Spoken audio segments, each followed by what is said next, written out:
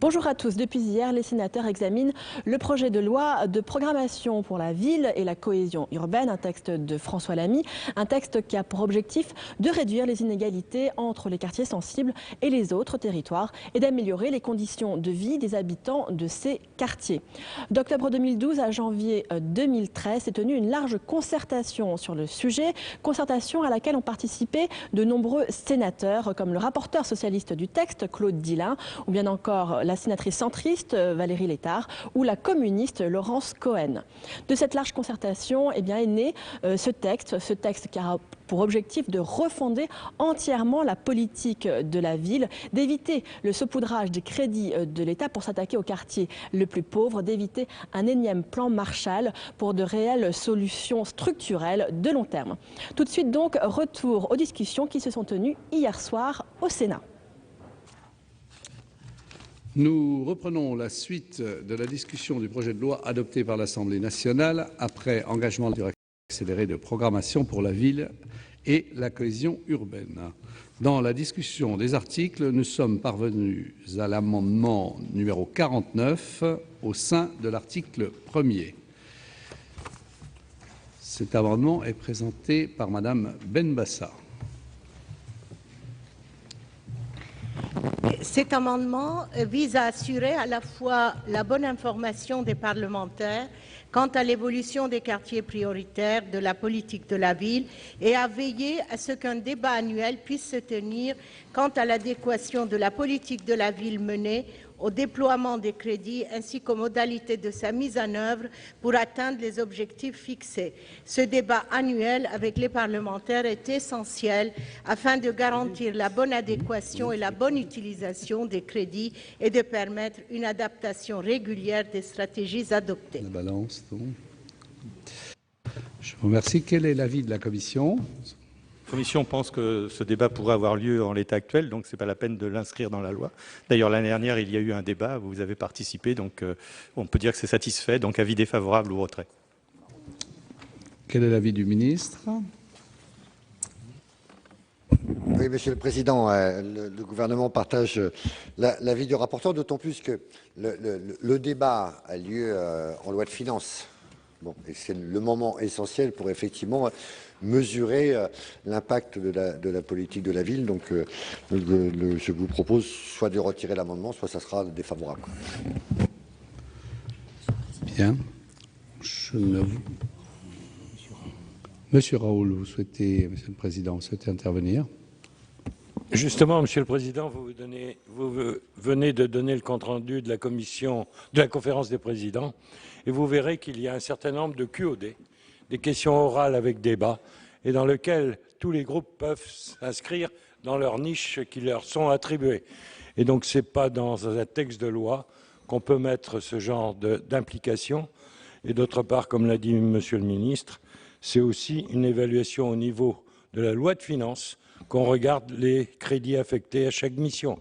Et donc, c'est dans ce cadre-là que se situe éventuellement le débat. Madame Benbassa, vous retirez votre amendement. Donc l'amendement est retiré. Je mets donc aux voix l'article 1er. Qui est pour ? Qui est contre ? Qui s'abstient ? L'article 1er est adopté.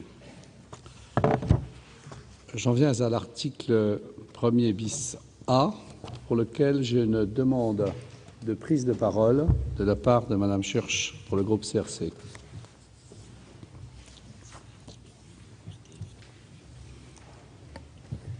Monsieur le Président, Monsieur le Ministre, mes chers collègues, le présent article permet l'élaboration d'un rapport devant aboutir à la future dotation ville.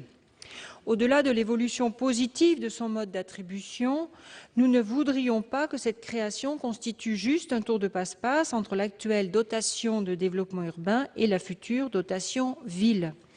Nous nous interrogeons alors sur l'utilité d'une telle disposition qui relève au fond principalement de la loi de finances. Les modalités de cette future dotation sont également à ce stade particulièrement floues, ce qui ne permet pas aux parlementaires de légiférer dans de bonnes conditions. De plus, nous parlons au fond de sommes extrêmement limitées puisque la dotation de développement urbain représente pour l'année qui vient simplement 100 millions d'euros. Cette somme est d'ailleurs à mettre en relation avec l'extinction des zones franches urbaines, dont le coût au budget national est de 400 millions d'euros. Même si leur utilité était contestable et non avérée, cette extinction représente au fond des économies substantielles pour le budget de l'État qui serviront ou non, nous ne savons pas, à réalimenter la politique de la ville. Pourquoi, Monsieur le Ministre, ne pas sanctuariser cette somme qui alimenterait des actions spécifiques pour le développement de l'emploi dans les quartiers prioritaires? Je vous remercie. Bien, je suis saisi d'un amendement numéro 7 qui est présenté par Monsieur Germain au nom de la Commission des finances. Un amendement rédactionnel. Monsieur le ministre, quel est l'avis du gouvernement? Avis favorable. Bien. Pardon. Ah oui, la commission saisie au fond. Ça ira vite, Monsieur le Président, c'est un avis favorable. Bien, je vous remercie. Bien, donc je mets aux voix cet amendement qui est pour, qui est contre, qui s'abstient. Donc l'amendement est adopté. Je mets donc aux voix l'article 1er bis A ainsi amendé. Qui est pour, qui est contre, qui s'abstient. L'article 1er bis A est adopté. Après l'article 1er bis A, je suis saisi de deux amendements en discussion commune. Le premier, l'article 26 rectifié, est présenté par Monsieur Van Dierendonck.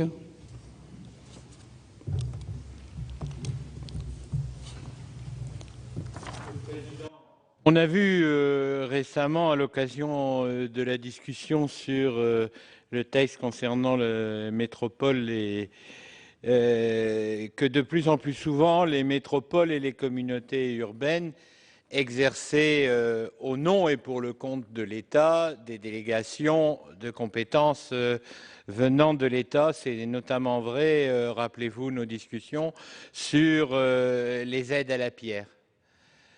Donc, l'article additionnel qui vous est proposé ici pense que l'État, sans perdre une seule prérogative en termes d'appréciation des conditions d'emploi de ces crédits spécifiques de la politique de la ville, pourrait envisager une délégation de gestion aux communautés urbaines et aux métropoles, ce qui aurait l'immense mérite de le débarrasser des tâches administratives d'instruction purement formelle des dossiers.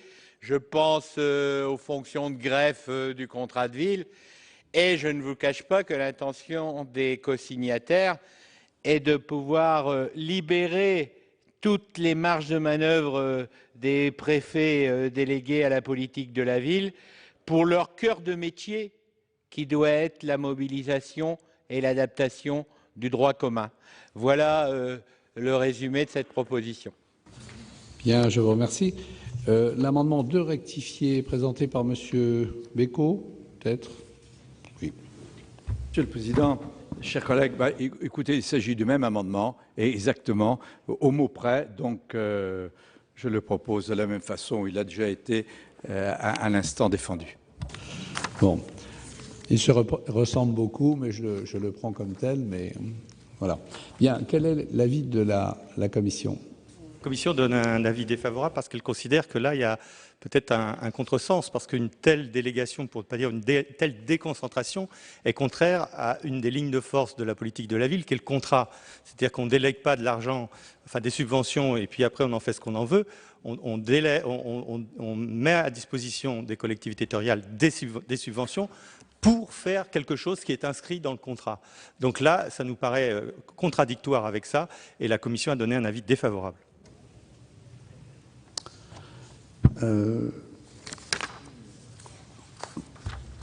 Quel est l'avis du gouvernement sur cet amendement ? Je vais vous le donner, Monsieur le Président. Monsieur le sénateur, je suis un peu surpris de cet amendement parce que tout l'enjeu de ce projet de loi et la façon dont il a été fabriqué, c'était d'abord d'engager une concertation avec l'ensemble des élus, des responsables associatifs, des professionnels de la politique de la ville. Or, jamais cette proposition n'est sortie, n'a surgi de la concertation.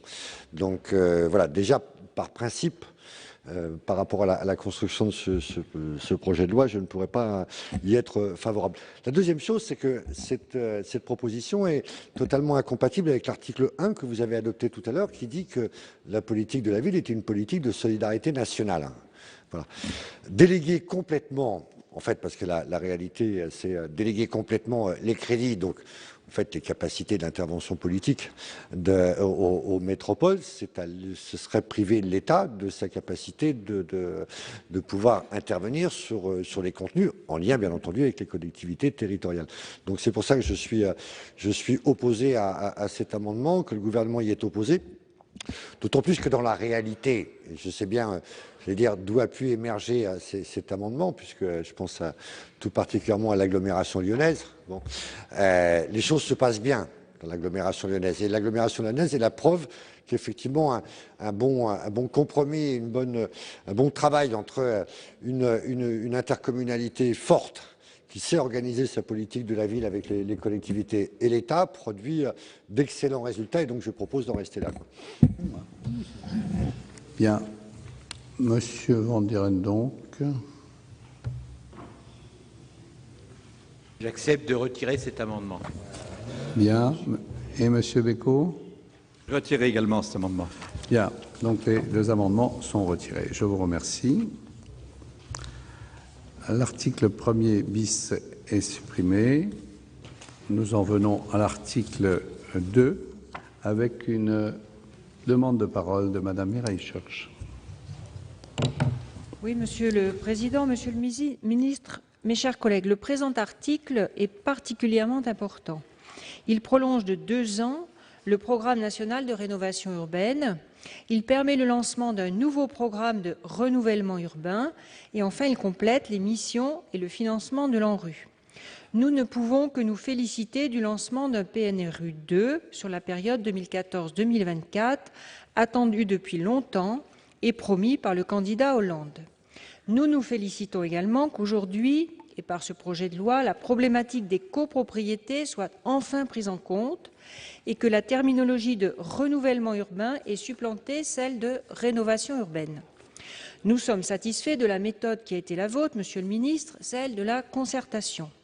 Nous adhérons enfin à votre volonté d'associer les populations sur les opérations de renouvellement urbain. Cela correspond à une nécessité. Nous avons tous à l'esprit le souvenir de la détresse de certains habitants devant la démolition de leur immeuble auquel ils étaient attachés. Cette démarche mérite d'être saluée et nous la soutenons. Pour autant, nous sommes dubitatifs sur le montant escompté pour ce nouveau programme, puisqu'avec 5 milliards d'euros, celui-ci sera plus de 2 fois moindre que le premier programme. Il sera exclusivement dédié aux quartiers relevant de la nouvelle géographie prioritaire qui est nettement resserrée et nous craignons que cette définition stricte pénalise au final les communes et les quartiers qui restent extrêmement fragiles et pour lesquels le financement d'opérations de renouvellement urbain reste cependant une nécessité. D'autre part, si nous considérons que la prolongation du premier PNRU est rendue nécessaire par la lenteur de sa mise en œuvre, nous considérons qu'outre la nécessité d'une prolongation, cela devrait au fond nous interroger sur les blocages qui ont conduit à ces retards. Nous craignons, dans le contexte de rétraction de l'action publique et des moyens des collectivités, que celles-ci peinent à participer au financement dans le cadre du nouveau programme de renouvellement urbain. Et ce ne sont pas les annonces du Président de la République cet après-midi qui vont nous rassurer. Je rappelle également le niveau extrêmement faible de la participation de l'État au financement direct de la politique de la ville, ce qui constitue à nos yeux un problème majeur. C'est d'ailleurs le 1% qui finance à titre principal l'ANRU, à hauteur de 810 millions par an. Le rôle premier du 1%, qui n'est pas de pallier aux défaillances de l'État, mais bien de financer la production de logements sociaux pour les salariés. Nous craignons également que la baisse annoncée du taux du livret A pénalise la récolte de l'épargne populaire et, par voie de conséquence, ne permette pas à la Caisse de dépôt de jouer pleinement son rôle de financeur. Nous pouvons par ailleurs contester la possibilité nouvelle offerte par l'article 2 de ce projet de loi de la possibilité donnée à l'ANRU de créer des filiales avec des opérateurs privés censés attirer des investisseurs privés. Cette possibilité, certes financée exclusivement au travers des investissements d'avenir à hauteur de 250 millions d'euros, ne semble pas correspondre aux modalités d'action de l'ANRU, qui doit rester dans le rôle de financeur et non d'acteur propre du renouvellement urbain. Voilà donc les éléments, Monsieur le Ministre, que nous souhaitons au préalable de la discussion vous faire partager. Je suis saisi de deux amendements faisant l'objet d'une discussion commune. Tout d'abord, l'amendement 14 rectifié, qui est présenté par Monsieur Favier. Oui, Monsieur le Président, Monsieur le Ministre, mes chers collègues, par cet amendement, nous souhaitons poser une question importante. Si nous actons, comme Madame Schurch vient de le dire, très favorablement le lancement du PNRU 2, nous estimons au préalable qu'il convient évidemment de mener un bilan du premier programme. Dans ce cadre, force est de constater que la mise en œuvre de ce programme de renouvellement, s'il a permis, on le sait, une amélioration de la vie d'un certain nombre de quartiers, reste marquée quand même par au moins deux insuffisances. La première, sa réalisation n'est à ce jour que partielle, et ce qui a conduit effectivement le gouvernement donc, à allonger le délai de réalisation de 2 ans. Et deuxièmement, nous avons pu constater un déséquilibre dans les actions différentes qui ont été financées par l'ANRU. Ainsi, dans le cadre des conventions conclues sous l'égide du premier programme, 144 692 logements ont été détruits et 140 842 ont été produits. Autrement dit, donc, il y a eu évidemment plus de logements détruits que de logements construits. Pour être clair, nous estimons évidemment qu'au regard de la crise du logement extrêmement grave que nous vivons aujourd'hui, que nous traversons, il n'est pas envisageable évidemment que dans le cadre de ce deuxième programme, nous puissions continuer évidemment dans cette voie.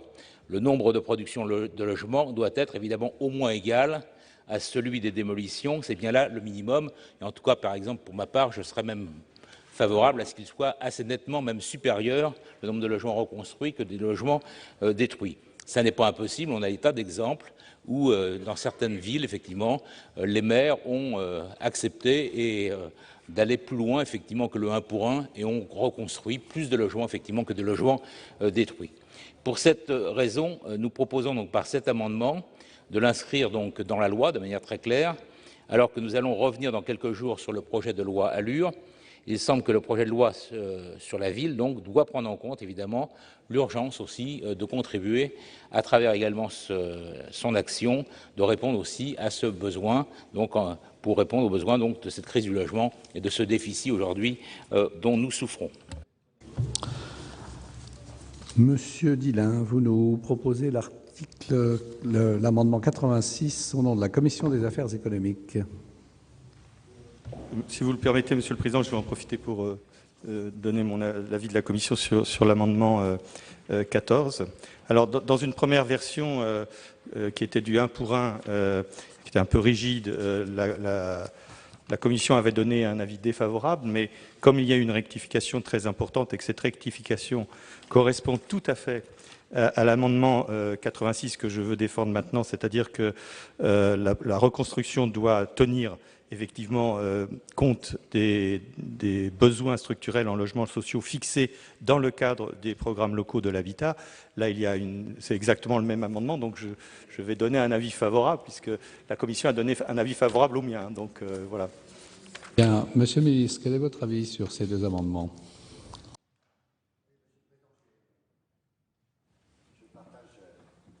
Non. Oui, pardon. Monsieur le Président, je partage l'avis du rapporteur. Donc voilà, ça va me permettre de répondre quand même à Madame Schurch par rapport à son intervention en débat général sur l'article. D'une part, moi je partage votre avis sur la question des démolitions. Voilà. Et moi je souhaite que à la fois dans la fin du plan national de rénovation urbaine 1 et dans le nouveau PNRU, on regarde plus particulièrement la question des démolitions, en les limitant d'une part aux immeubles dont la structure ne permet plus effectivement de les rénover et d'autre part aux démolitions nécessaires pour un désenclavement des quartiers. Voilà, lorsque vous avez besoin de faire passer un site propre de transport en commun, un tramway ou d'ouvrir, je pense à certaines cités où il y a besoin d'ouvrir la cité sur son environnement extérieur, voilà. Mais qu'après on soit en capacité, je pense qu'on a évolué maintenant sur la facilité, la possibilité d'avoir des rénovations et des réhabilitations lourdes qui permettent effectivement aux locataires de rester, voire même et d'améliorer bien entendu leur situation. C'est pour ça d'ailleurs que je vais organiser au mois d'avril 4 rencontres urbaines auxquels d'ailleurs les élus seront invités avec des urbanistes, des architectes, des professionnels pour qu'on soit en capacité de réfléchir sur le nouveau plan de renouvellement urbain. Voilà, en ce qui concerne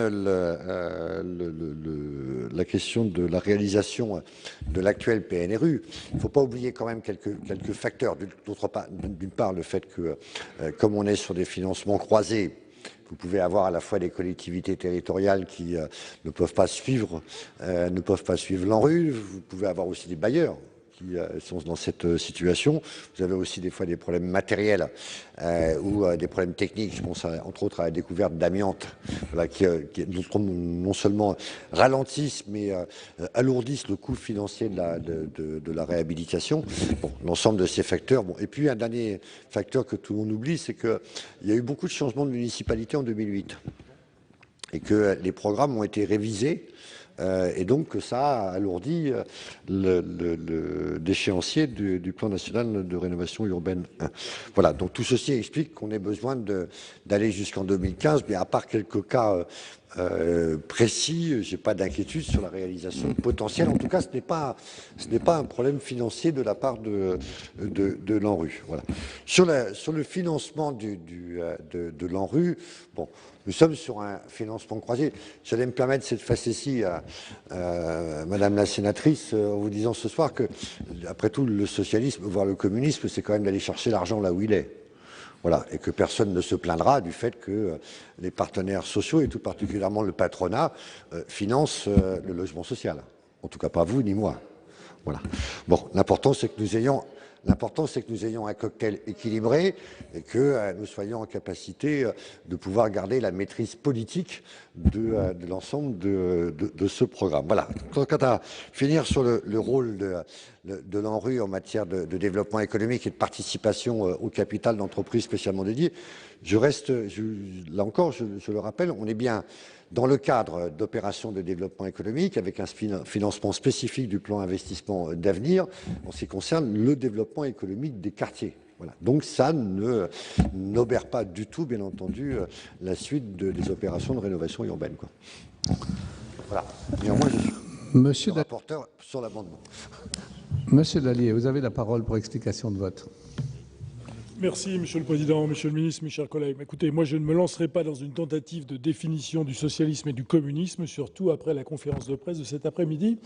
Alors, je vais me contenter de m'en tenir aux deux amendements identiques qui nous sont présentés. Et pour vous dire que je finis par me demander quel est le but recherché. Parce que dit l'alinéa 12, je le relis, si la requalification des quartiers prioritaires le nécessite, ces interventions peuvent être conduites à proximité de ceux-ci. La production de logements locatifs sociaux financés dans le cadre du nouveau programme national de renouvellement urbain s'effectue dans les unités urbaines auxquelles appartiennent les quartiers concernés par ce programme. Qu'est-ce qu'on veut dire ici et qu'est-ce qu'on avait voulu dire lors du premier programme? C'est qu'effectivement, l'objectif c'était du 1 pour 1. Mais on avait aussi acté l'idée qu'il n'était pas absolument et toujours nécessaire que le 1 pour 1 soit reconstruit dans le quartier lui-même.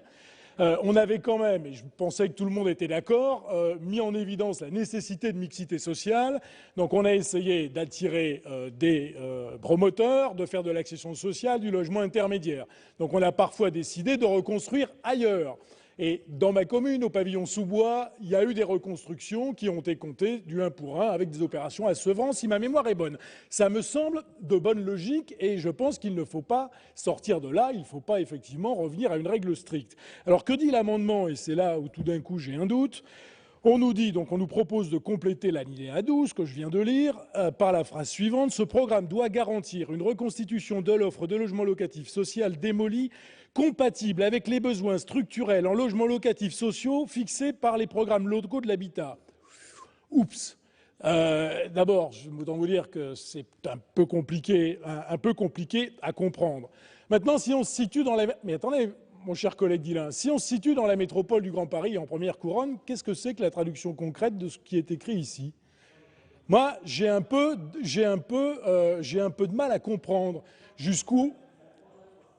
Peut-être, mais j'ai un peu de mal à comprendre l'application très concrète. Si ça nous pousse effectivement à considérer que des démolitions à l'Est, on peut effectivement les recomptabiliser n'importe où ailleurs dans la métropole, pourquoi pas? Je voudrais être certain que la lecture soit exactement celle-là. Si c'est le cas, ça va plutôt dans la bonne direction. Maintenant, mais confirmez-le moi, maintenant sur le 1 pour 1, pour avoir conduit un rapport il y a quelques années sur l'ANRU, je suis allé en province voir des opérations qualifiées en rue, mais qui n'avaient rien à voir avec les opérations les plus importantes. Qu'est-ce qu'on pouvait constater sur place? Qu'il y avait parfois des logements locatifs sociaux vides. Ça existait. Alors je dis ça pour répondre à nos collègues qui s'étonnent que le 1 pour 1 ne soit pas exactement au rendez-vous. Alors tout d'abord, on n'est pas au bout des opérations, il y a encore des logements à construire, mais il y a aussi des endroits où on a démoli dans le cadre de l'ANRU 1 parce que sur le territoire et à proximité, on était en surcapacité. Donc là aussi, en conclusion, ne soyons pas trop stricts. Il faut un peu de souplesse pour adapter les décisions au territoire. Alors, je veux bien, après vous avoir entendu, mais j'attends quand même, lire cet amendement comme allant dans ce sens, mais j'ai quand même un petit doute, pour tout dire. Monsieur le rapporteur, vous souhaitez intervenir? Merci, Monsieur le Président. Oui, alors l'exemple que vous avez soulevé me va parfaitement bien, puisque effectivement ça va dans ce sens, dans le sens que vous dites. Alors, vous critiquez la forme, ça je ne la défendrai pas si vous la critiquez, mais sur le fond, c'est exactement ce que vous voulez dire. C'est-à-dire que dans la région Île-de-France, c'est dans la loi, que vous connaissez bien, le PLH, c'est le plan métropolitain de l'habitat et de l'hébergement. Donc, et qui fixe des objectifs ici et là, dans la métropole. Et donc, effectivement, lorsqu'il y a une opération de renouvellement urbain, s'il y a des démolitions, les reconstructions doivent se faire dans le cadre fixé par le PLH, c'est-à-dire pas forcément in situ. C'est exactement ça qu'on veut dire. Bien. J'ai une demande de parole de Madame Létard. Juste 2 secondes pour compléter les arguments de Monsieur le rapporteur et pour éclairer aussi notre collègue Philippe Dallier, parce qu'effectivement, nous avons eu un débat qui n'apparaît pas ici, mais en commission des affaires économiques, justement qui portait sur un premier débat et 2 premiers amendements de Madame Church qui ont évolué suite au débat et aux propositions de Monsieur Dillin. Et effectivement, au départ, on était plutôt sur une logique d'amendement qui allait dans ce sens. C'était dans le cadre de ce programme national, les opérations de production de logements sont au moins égales à celles de démolition. C'était ce que vous ne vouliez pas, Monsieur Dallier. Et justement, la rédaction, y compris de Madame Church, qui a amélioré son amendement sur les recommandations de Monsieur Dillin et en cohérence avec Monsieur Dillin, était de dire exactement ce que vient de dire Philippe Dallier aussi, à savoir, je pense qu'on est tous d'accord, c'est on doit maintenir une production de logements sociaux qui soit à la hauteur, effectivement, des démolitions parce qu'on a un vrai besoin dans ce domaine. Mais comme vient de le dire à juste titre Monsieur Dallier, mais ça rejoint exactement le débat de la Commission, il faut effectivement le faire là où c'est véritablement utile pour maintenir une mixité sociale et éviter de la vacance de logement, là où effectivement il n'est plus nécessaire de produire du logement social au même endroit. Donc tout ceci pour dire que, mais on peut comprendre que ceux qui n'ont pas participé à la Commission n'aient pas vu cette subtilité et ne comprennent pas la motivation de ces 2 amendements. Voilà. Donc en fait, on est tous d'accord. Bon. Je ne vois plus d'autres demandes d'explication de vote. Donc je vais pouvoir mettre au vote ces amendements 14 rectifiés et 86. Qui est pour? Qui est contre? Qui s'abstient? Les amendements sont adoptés. J'en viens donc à l'amendement 73 rectifié qui est présenté par Monsieur Van Dieren donc.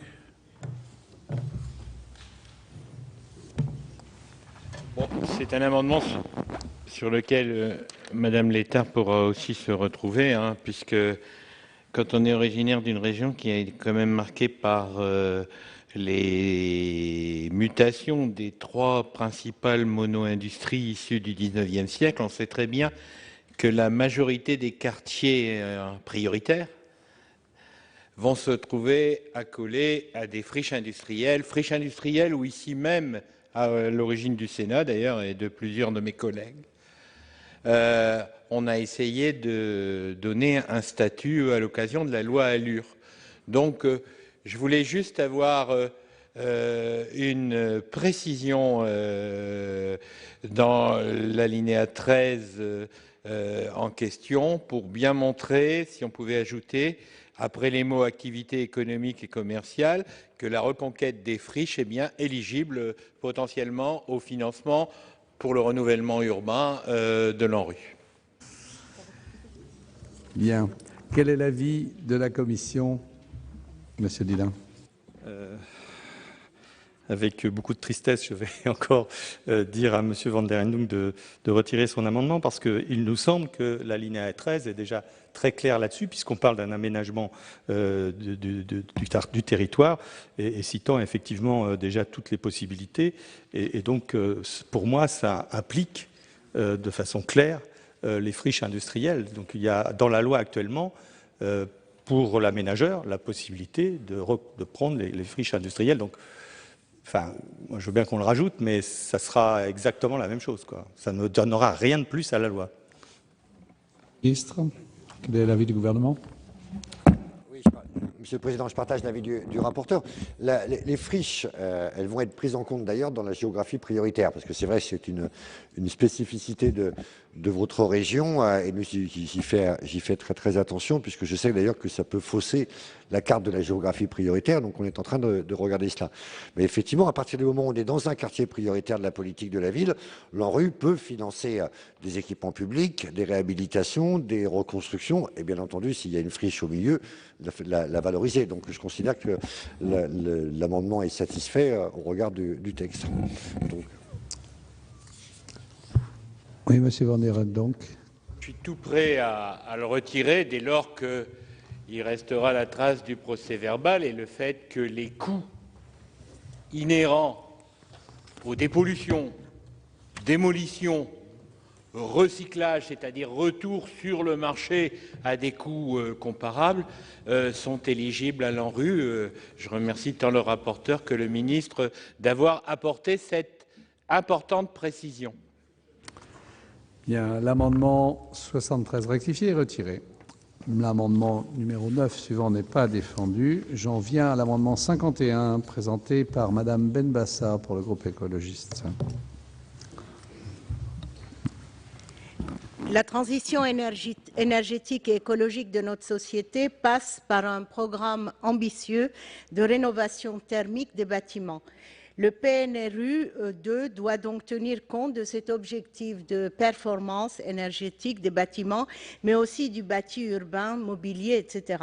Il doit également privilégier les matériaux les plus écologiques et participer aux politiques visant à une meilleure qualité de l'air en intérieur et en extérieur. La biodiversité étant une politique transversale, sa préservation et sa reconquête doivent également être prises en compte lors des opérations de rénovation. L'objet de cet amendement est donc d'assurer une vraie prise en compte des enjeux énergétiques et de qualité écologique du bâti dans le cadre d'une politique de la ville rénovée. Quel est l'avis de la commission, Monsieur Dillin? Oui, l'avis de la Commission dit que la préoccupation de Mme Benbassa est satisfaite, en particulier par les deux amendements qui ont été adoptés par le Sénat tout à l'heure. Donc là, vraiment, moi, je vous demande le retrait, parce que là, on est quand même dans quelque chose de très précis, de très contraignant, alors que ces préoccupations ont déjà été acceptées dans le texte. Monsieur le ministre, quel est votre avis? Oui, Monsieur le Président, même avec le rapporteur, y compris le texte actuel qui parle de la transition énergétique, reprend bien entendu, puisque nous sommes d'accord sur ce qui est la transition énergétique, donc ça passe par un ensemble, et donc voilà, l'amendement est satisfait. Madame Benbassar. Retrait? Non, vous maintenez. Vous maintenez. Je mets aux voix cet amendement 51 qui est pour, qui est contre, qui s'abstient. L'amendement n'est pas adopté. Nous en sommes à l'amendement 65 rectifié qui est présenté par Monsieur Dallier. Merci, Monsieur le Président, Monsieur le Ministre, mes chers collègues. Cet amendement vise à revenir sur une disposition qui a été introduite par nos collègues de l'Assemblée nationale et qui dit à cet article 2, à l'alinéa 23, qui liste tous les domaines d'intervention de l'agence. Alors, je ne vais pas les citer tous, hein, mais démolition, réhabilitation, résidentialisation, construction, etc. Nos collègues députés ont souhaité rajouter les actions portant sur l'histoire et la mémoire des quartiers. Honnêtement, je ne sais pas et je ne vois pas en quoi l'agence est directement concernée par cela. À l'article 1er, et cela figure en toutes lettres, à l'alinéa 15, il est bien dit effectivement que la politique de la ville doit viser à reconnaître et à valoriser l'histoire, le patrimoine et la mémoire des quartiers. C'est une bonne chose, parce qu'on sait bien, pour ceux qui ont conduit des projets en rue, qu'effectivement, lorsqu'on va démolir un certain nombre d'immeubles, c'est souvent vécu comme un traumatisme, et les habitants des quartiers sont effectivement attachés à ce que l'on conserve la mémoire des lieux. Il y a eu des endroits où, effectivement, il y a eu du travail fait sur le sujet, avec les gamins à l'école. Certains ont constitué des documents pour la mémoire. Tout cela, c'est très bien et ça peut s'inscrire dans un contrat de ville. Mais demander à l'agence spécifiquement de financer ces interventions-là, honnêtement, ça me semble aller un peu trop loin. On peut tout à fait le faire par ailleurs, mais ça n'est pas à l'agence qui doit vraiment se spécialiser sur tout ce qui concerne le bâti, de se concentrer. Et donc, je propose de supprimer cette précision apportée par nos collègues députés, sans pour autant, je pense, ça empêche le travail de cette nature. Avis de la commission, monsieur le rapporteur. Merci, Monsieur le Président. La Commission a donné un avis défavorable parce que cette disposition a été adoptée à l'unanimité, largement par l'Assemblée nationale, et je crois que c'est quelque chose de très important, effectivement, comme vous le dites vous-même, de garder la mémoire. D'ailleurs, il y a une demande très forte des habitants dans les discussions qu'on a eues pendant les auditions, c'est ressorti assez nettement. Donc je pense que là, il s'agit en plus de sommes modeste. Je me souviens, pour l'avoir vu dans la première partie, enfin la PNRU 1 comme on dit, que l'ANRU s'est déjà impliqué dans des opérations de ce type et à mon avis à juste titre. C'était sur Clichy-Montfermeil, donc j'en suis sûr, et à juste titre. Et je crois qu'il ne faut pas revenir là-dessus parce que ça fait partie intégrante. Madame Schurch y a fait allusion tout à l'heure et effectivement sur le terrain, c'est ça qu'on constate. Donc je demande le retrait, Monsieur Dallier. Monsieur le ministre.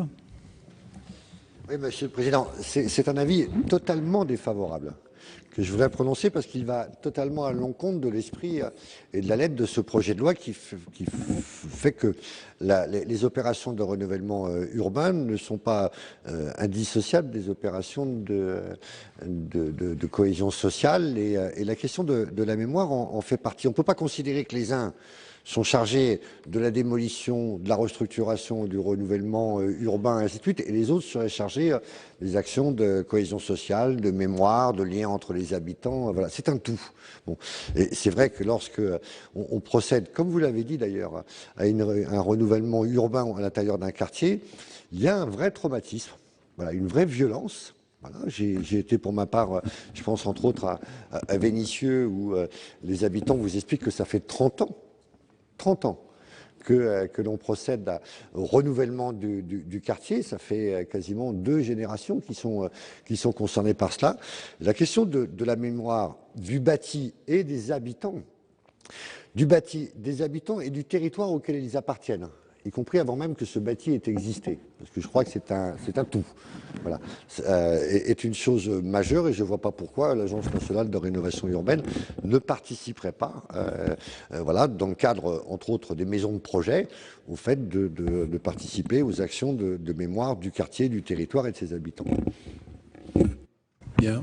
Monsieur Dallier, pour explication de vote. Monsieur le ministre, vous êtes totalement défavorable, mais le gouvernement n'y avait pas pensé, puisque ce sont nos collègues de l'Assemblée qui l'ont introduit par voie d'amendement. Bon, ceci étant dit, encore une fois, je suis tout à fait conscient qu'il est intéressant de faire ce travail sur la mémoire des quartiers. Ceci étant dit, la mémoire, c'est vivant. La mémoire de ces quartiers, elle ne s'arrêtera pas au bout du projet de renouvellement urbain. Donc on pourrait tout à fait financer ce type d'opération par ailleurs sans demander à l'agence de le faire spécifiquement. Voilà. Vous savez, quand on commence à se disperser, on prend toujours des risques parce qu'on sait où ça commence et on se demande jusqu'où ça va aller. Donc l'agence, elle est somme toute très spécialisée. Moi, je pensais qu'effectivement, il n'était pas utile d'ajouter cela. Maintenant, si Claude Dillain me dit que ça s'est déjà fait par le passé, bah, écoutez, je le découvre et que peut-être que d'autres le découvriront. Bon, je ne vais pas en faire une affaire et je vais retirer cet amendement. Monsieur le ministre. Juste pour préciser à M. Dallier qu'à l'Assemblée, c'est à la suite d'un amendement gouvernemental que nous avons intégré cette disposition. Bien. Monsieur le ministre, si vous voulez bien nous présenter l'amendement 81 pour le gouvernement.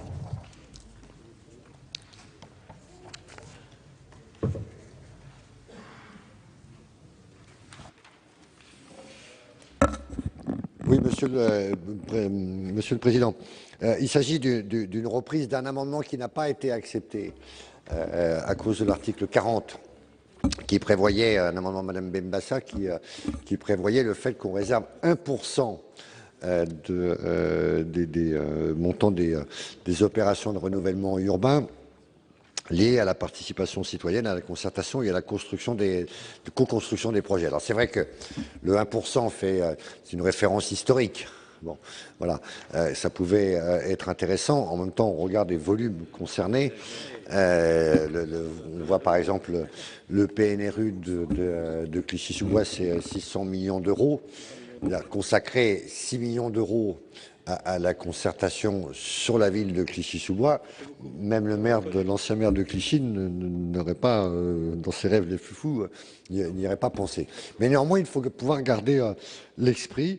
Et donc, l'idée, c'est qu'effectivement, on ait des concours financiers de l'ANRU au dispositif de co-construction des projets de renouvellement urbain avec les habitants, qu'il s'agisse notamment, entre autres, des maisons du projet, des conseils citoyens et en conformité avec ce que j'avais dit tout à l'heure, des opérations de mémoire concernant les quartiers, le bâti et leurs habitants.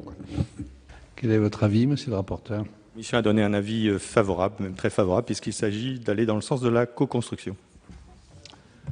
Je mets aux voix cet amendement 81 qui est pour, qui est contre, qui s'abstient. L'amendement est adopté. Nous en venons à l'amendement 25 rectifié, présenté par M. Van Dieren donc. J'ai eu la chance de pouvoir suivre pour le compte du Conseil régional 42 sites en ANRU. Et j'ai remarqué que souvent, il n'était pas simple de concilier deux préoccupations. Premièrement, la rapidité, c'est-à-dire le fait de tenir un calendrier sans être tenu par les aléas des contrats successifs.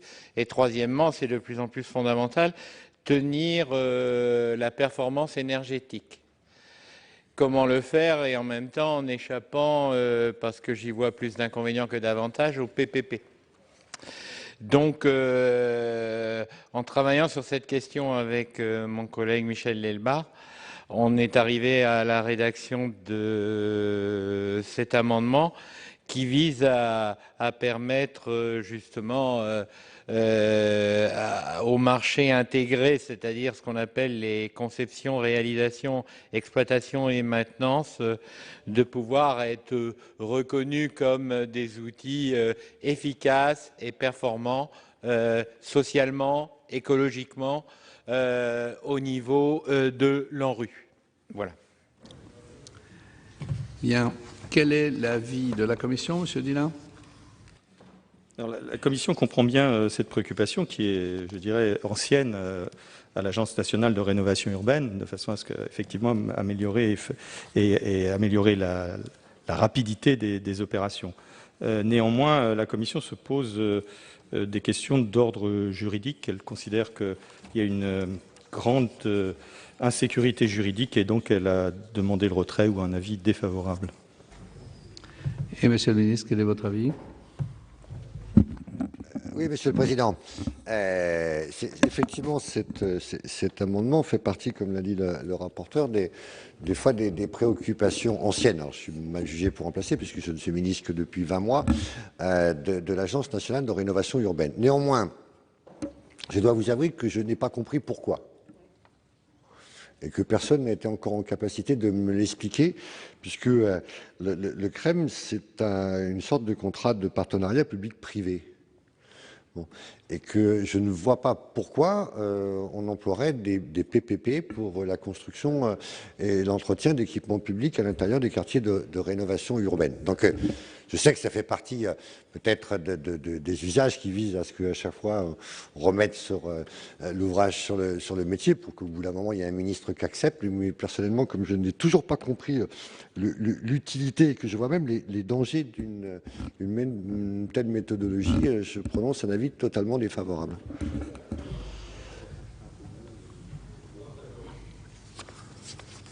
Je ne vois pas de... Si Madame Létard, pour explication de vote. Oui, Monsieur le Président, Monsieur le Ministre, chers collègues, juste pour dire que, en ce qui concerne notre groupe, nous sommes du même avis que Monsieur le Ministre, à savoir que c'est vrai que ça se rapproche très fortement du PPP et que c'est normalement affecté à de très gros programmes structurants. Or, l'investissement dans des équipements, en général, sont des équipements plutôt des équipements publics de proximité, des équipements sociaux, mais rarement, en tout cas je ne connais pas de cas qui justifierait d'aller vers des montages aussi complexes, aussi lourds, qui en général relèvent plutôt d'équipements structurants supracommunaux, voire supracommunautaires. Donc nous étions plutôt défavorables, à moins d'avoir une étude d'impact qui nous montre la nécessité de passer à cela. Mais en l'occurrence, on ne sait pas pourquoi.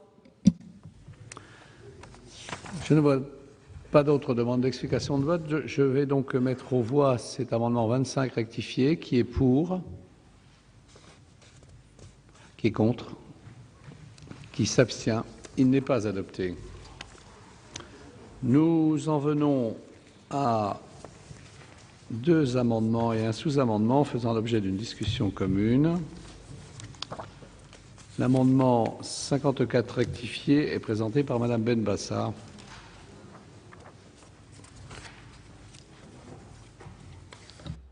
L'objet de cet amendement est d'assurer une représentation des citoyens dans l'une des principales instances de la politique de la ville, qu'est l'Agence nationale pour la rénovation urbaine.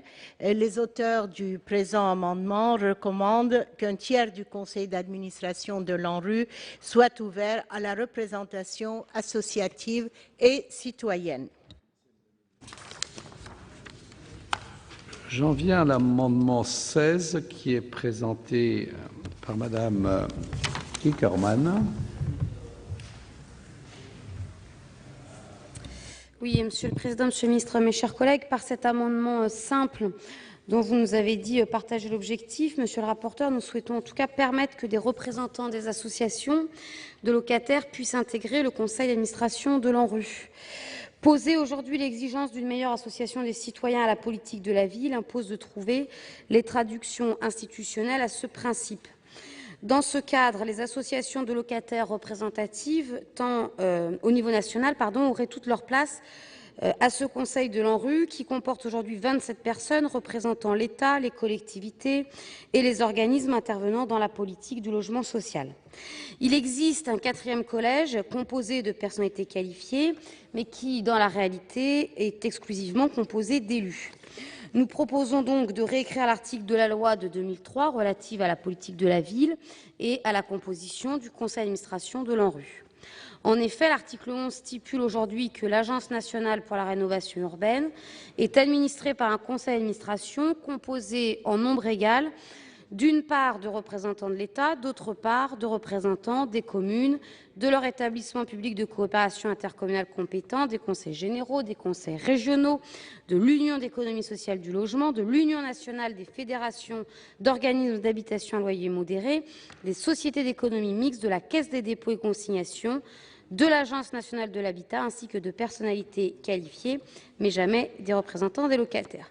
Nous proposons donc d'insérer dans cette liste la présence de représentants des associations de locataires, afin qu'ils puissent eux aussi y siéger. Une telle démarche va dans le sens d'une meilleure prise en compte des besoins des habitants de ces quartiers par la voie de leur association représentative et permettrait également, sans aucun doute, d'améliorer l'expertise de l'ANRU et donc l'efficacité de son action. Pardon. Donc le sous-amendement s'arrête.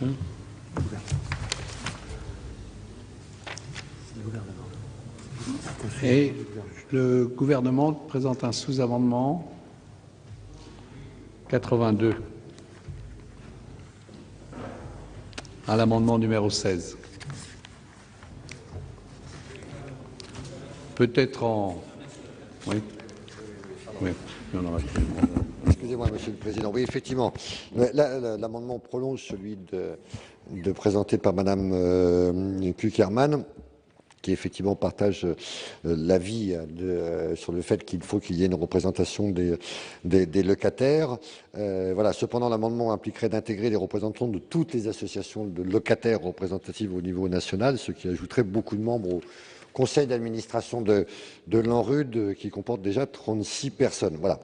Donc je vous propose simplement de parler de représentants de locataires.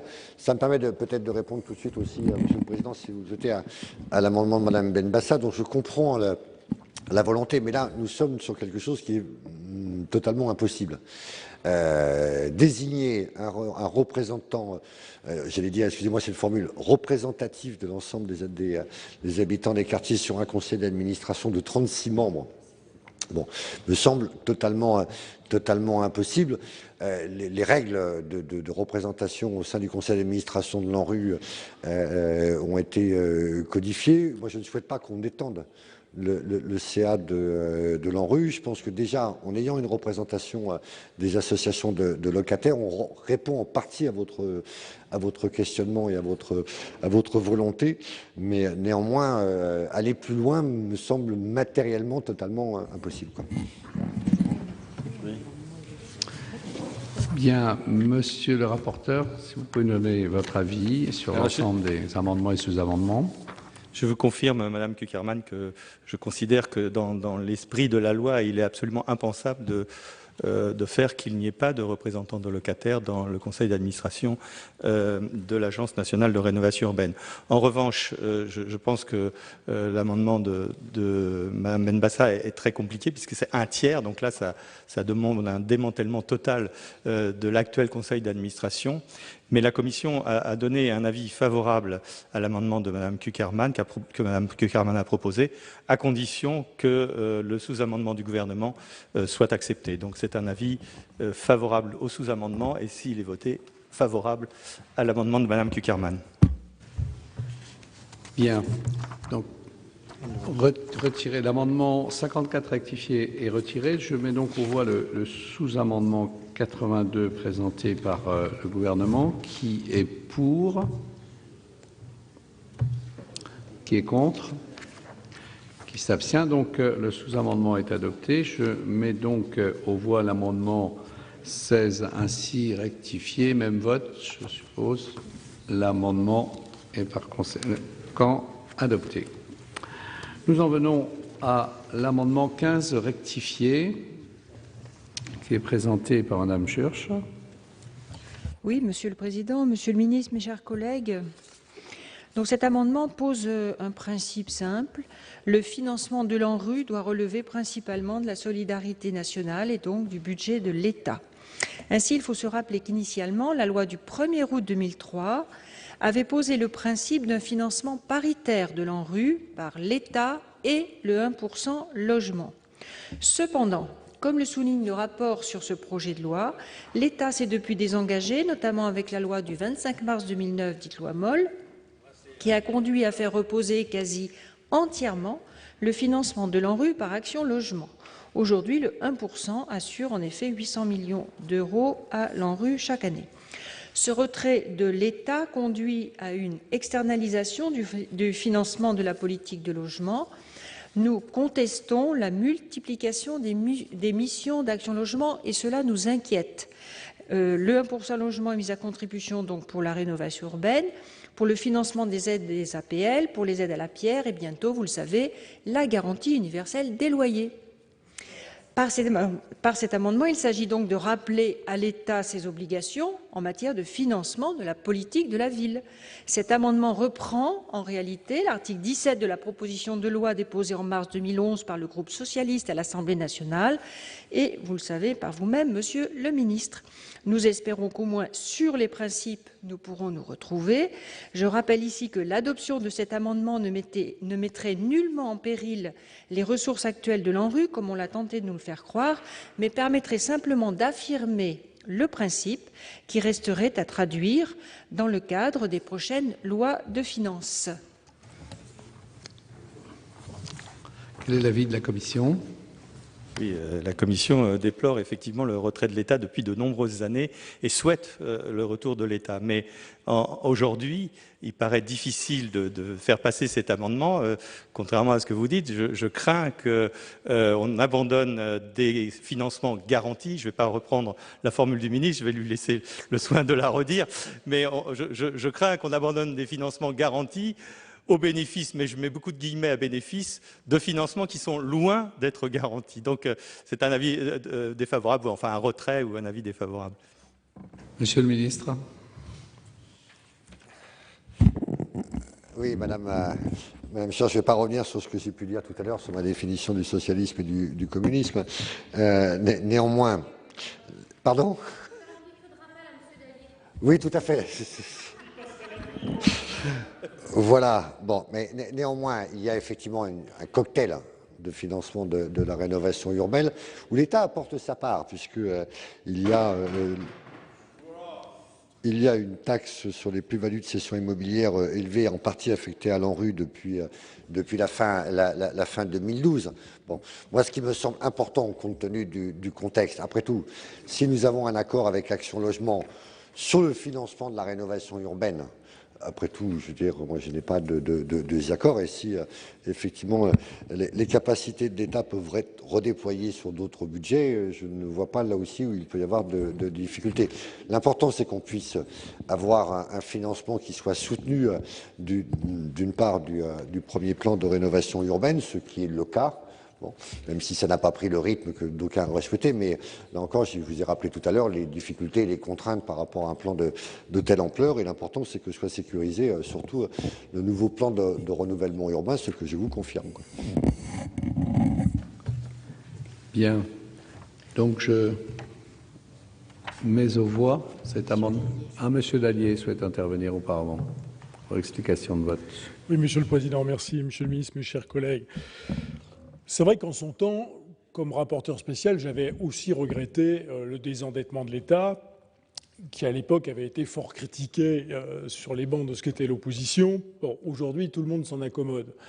J'ai envie de vous dire, voilà, on est bien obligé. La situation budgétaire de l'État est ce qu'elle est, et à mon avis, il serait assez illusoire de compter sur de nouveaux crédits directs et budgétaires. Donc, l'important, c'est ce que je disais à l'époque et je le redis ce soir, c'est qu'effectivement nous ayons la certitude qu'au bout du compte, l'agence trouve les financements dont elle a besoin. Et c'est pourquoi il faut vraiment surveiller sa trésorerie. Jean-Germain a tout à fait raison. Il ne faut pas la laisser descendre trop bas, sinon les délais de paiement s'allongent. Et ce sont les collectivités locales, les sociétés d'économie mixte qui en pâtissent. Donc c'est vraiment là que nous devons porter toute notre attention. Ceci étant dit, pour aller un tout petit peu plus loin, le financement de l'ANRU était problématique, mais il y avait aussi le financement de l'ANA. Et ça fait un moment qu'on n'en a pas parlé dans cet hémicycle, et l'Agence nationale pour l'amélioration de l'habitat intervient a priori dans tous les quartiers, et celui-là de financement, il n'est plus garanti du tout. parce qu'il y avait à l'origine également des crédits budgétaires qui ont disparu. Je crois de mémoire que Action Logement y contribuait aussi, c'est fini. Et aujourd'hui, théoriquement, le financement de l'ANA doit être fait au travers de la revente des fameux certificats carbone qui ne donnent pas du tout ce qu'ils devaient donner, et l'ANA va se trouver en difficulté. Donc financement de l'ANRU, financement de l'ANA, c'est vrai qu'il y a deux sujets importants, en tous les cas dans tous les territoires concernés par la politique de la ville. Il faudra qu'en prochaine loi de finances ou dans un texte à venir sur le logement, nous reposions ces sujets. Bien. Je mets cette fois aux voix cet amendement 15 rectifié. Qui est pour? Qui est contre? Qui s'abstient? Il n'est pas adopté. Je mets maintenant aux voix l'article 2, ainsi amendé. Qui est pour? Qui est contre? Qui s'abstient? L'article 2 est adopté. Article 2 bis, même vote. Même vote, il est adopté. L'article 3 est supprimé. Et nous en arrivons à l'article 4 avec une demande de parole de M. Christian Favier. Oui, Monsieur le Président, Monsieur le Ministre, mes chers collègues, cet article donc 4 porte sur la géographie prioritaire. Je voudrais simplement rappeler notre regret, Monsieur le Ministre, pour les parlementaires de ne pas disposer donc de la liste des quartiers prioritaires. Il s'agit évidemment d'un élément d'information qui était pour nous, à nos yeux, évidemment important et un élément de confiance vis-à-vis de ce projet de loi. Le présent article se contente en effet uniquement de définir donc un critère de zonage unique devant permettre la définition des futurs quartiers prioritaires en remplacement des anciennes zones urbaines sensibles. Nous l'avons déjà dit, le choix du critère unique comme zonage unique est un progrès et donc nous nous en félicitons. Il introduira plus de justice et de lisibilité dans le dispositif en permettant donc de concentrer les aides sur les quartiers qui en ont le plus besoin. Pour autant, le choix donc du critère unique ne masque pas au fond la volonté aussi gouvernementale de rester pour l'instant à budget constant et pour l'avenir de limiter les territoires d'intervention de l'État au travers donc de la politique de la ville. En effet, peu importe les modalités retenues, la conclusion déjà posée par le gouvernement, le nombre de quartiers prioritaires passera, on le sait, de 2400 à 1300. Est-ce à dire que la situation donc pour 1100 quartiers auparavant bénéficiaires d'un CUX serait ce serait à ce point donc améliorée et donc n'aurait donc plus besoin donc d'être accompagnée. Si nous pouvons convenir évidemment qu'un certain nombre de quartiers devaient sortir de la géographie prioritaire, le fait que celle-ci soit divisée pratiquement par deux, évidemment, nous inquiète. Vous dites qu'il y aura pour ceux qui ne seront plus donc jugés prioritaires, la possibilité évidemment d'accéder au droit commun. C'est en effet évidemment une évidence. La politique de la ville ne peut pas, à elle seule évidemment, apporter toutes les réponses aux difficultés sociales rencontrées au sein des quartiers populaires qui répondent donc à des difficultés profondes. Mais dans ce cadre, il faut reconnaître que les choix gouvernementaux, notamment aujourd'hui en matière budgétaire, peuvent être lourds de conséquences. Notamment, on l'a dit et répété, les dotations aux collectivités diminuent d'ores et déjà depuis le début de cette année de 4,5 milliards sur 3 ans pour les collectivités locales. Et l'objectif reste évidemment celui donc de couper dans les dépenses de services publics au nom donc de la rigueur. Et c'est le cas malheureusement aussi, on le sait, en matière par exemple de santé, de transport notamment. Vous aurez donc des difficultés, on le voit, à mettre en œuvre ces moyens de droit commun et les collectivités elles-mêmes auront du mal évidemment à compenser ce désengagement ou cette réduction évidemment de l'intervention de l'État au titre du droit commun. Donc sur cette base-là, évidemment, nous voulions évidemment attirer votre attention sur cette question. Il est évident que les déclarations du président de la République cet après-midi, malheureusement, ne font que renforcer évidemment notre inquiétude par rapport à cela. Je vais donc mettre aux voix l'article 4. Qui est pour? Qui est contre? Qui s'abstient? L'article 4 est adopté. À l'article 5, j'ai une demande de parole de Madame Schörch. Oui, Monsieur le Président, Monsieur le Ministre, mes chers collègues, cet article traite de la contractualisation de la politique de la ville entre l'État et les collectivités. Les actuels CUCS deviendront des contrats de ville et leurs modalités de conclusion seront donc largement revues avec un périmètre rétréci, comme vient de le dire mon collègue Christian Favier. Cela pose la question de la sortie du dispositif contractuel, mais nous y reviendrons à l'article 9 bis pour justement renforcer la veille active de ces territoires. Nous adhérons à la volonté, au travers de ces contrats, de mobiliser prioritairement les moyens de droit commun, car la politique de la ville reste fondamentalement une politique corrective qui n'a de portée que dans le cadre d'un droit commun suffisant. Cette intégration du droit commun dans les contrats de ville permettra également plus de transparence et de lisibilité sur l'effort réellement consenti. Par ailleurs, vous définissez l'échelon de contractualisation au niveau intercommunal, et donc ce qui induit des transferts de compétences. Si ces transferts sont effectivement aujourd'hui une réalité, et demain plus encore, dans le cadre des lois de décentralisation comme de la loi logement, nous sommes inquiets des répercussions en termes de démocratie de cette démarche de dévitalisation des communes au profit des intercommunalités, alors même que le rôle de proximité des élus locaux n'est plus à démontrer. Pour cela, nous avons donc proposé dès la commission d'acter que le maire reste responsable sur le territoire de sa commune et, dans le cadre de ses compétences, le maître d'œuvre du contrat de ville. Cet amendement a été adopté et nous estimons qu'il améliore de manière sensible cet article. La politique de la ville est une politique de précision qui nécessite une connaissance fine du territoire et une proximité forte avec la population.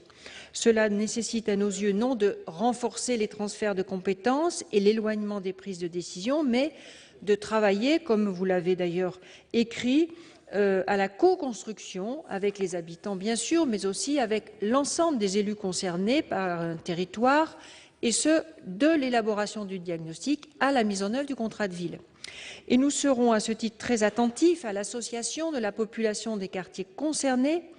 Cet aspect est une amélioration majeure par rapport à l'existant, mais il faudra, Monsieur le Ministre, se donner les moyens, y compris humains et financiers, pour faire vivre ces instances de démocratie participative.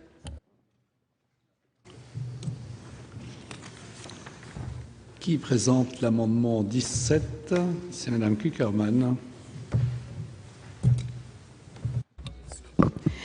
Excusez-moi.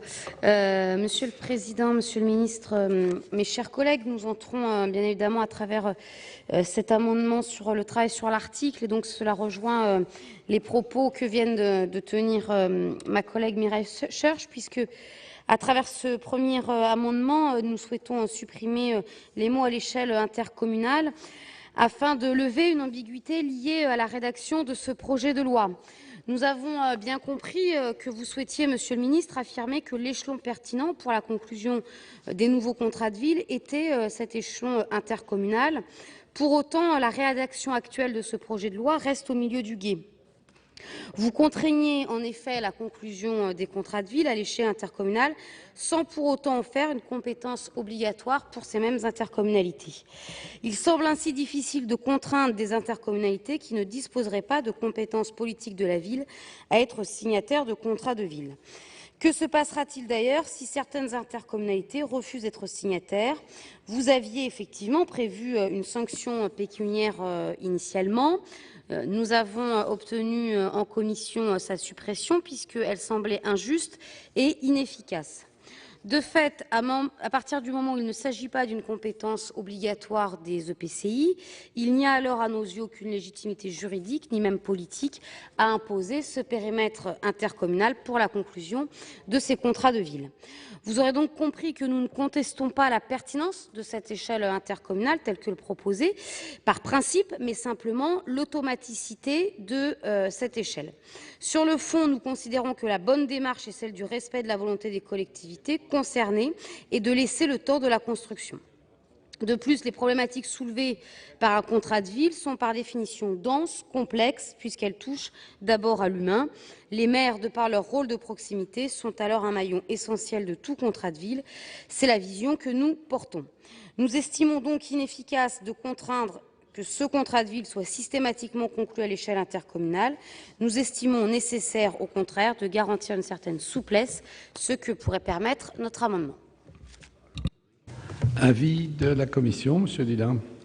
Monsieur le Président, la Commission a donné un avis défavorable, évidemment, à cet amendement. D'abord parce que nous pensons que l'échelle intercommunale est obligatoirement la bonne échelle. Je l'ai dit dans mon intervention, il n'est pas acceptable que des quartiers soient considérés comme prioritaires et appellent à la solidarité nationale, c'est-à-dire à la solidarité de tous, alors que par égoïsme, certaines communalités refusent de les considérer comme quartiers prioritaires et ne font pas jouer la priorité et la péréquation intercommunale.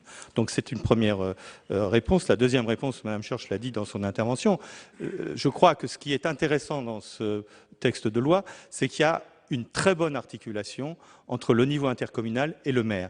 Et effectivement, la Commission a adopté un amendement proposé par Mme Schorsch qui permet encore un peu plus de rassurer le maire sur sa maîtrise d'œuvre de ces programmes.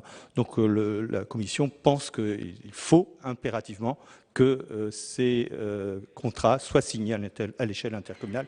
Donc retrait ou avis défavorable. Monsieur le ministre. Monsieur le Président, je partage totalement l'avis du rapporteur et je serais tenté de dire, j'ai écouté vos propos, Madame Cukierman, en me disant que le gouvernement était au milieu du gué. J'aurais plutôt tendance à vous renvoyer la formule. Voilà, c'est vrai que je sais que historiquement, entre la commune, l'intercommunalité, petit à petit, l'idée fait son chemin dans vos rangs. Voilà, ici nous sommes arrivés à un bon compromis. Nul n'imagine qu'on puisse penser, entre autres, les opérations de désenclavement des quartiers par les transports en commun uniquement à l'échelle communale. Bon. Et donc on ne pourrait pas se satisfaire, et je pense à quelques collectivités, et entre autres à tout seigneur, tout honneur à la collectivité qu'a dirigée Claude Dillin. Je veux dire, on sait bien les problèmes d'enclavement de Clichy-sous-Bois. Bon. Et on sait bien aussi pourquoi ils ont eu tant de mal à se régler. Par manque de solidarité, de la faute des collectivités qui étaient environnantes. Bon.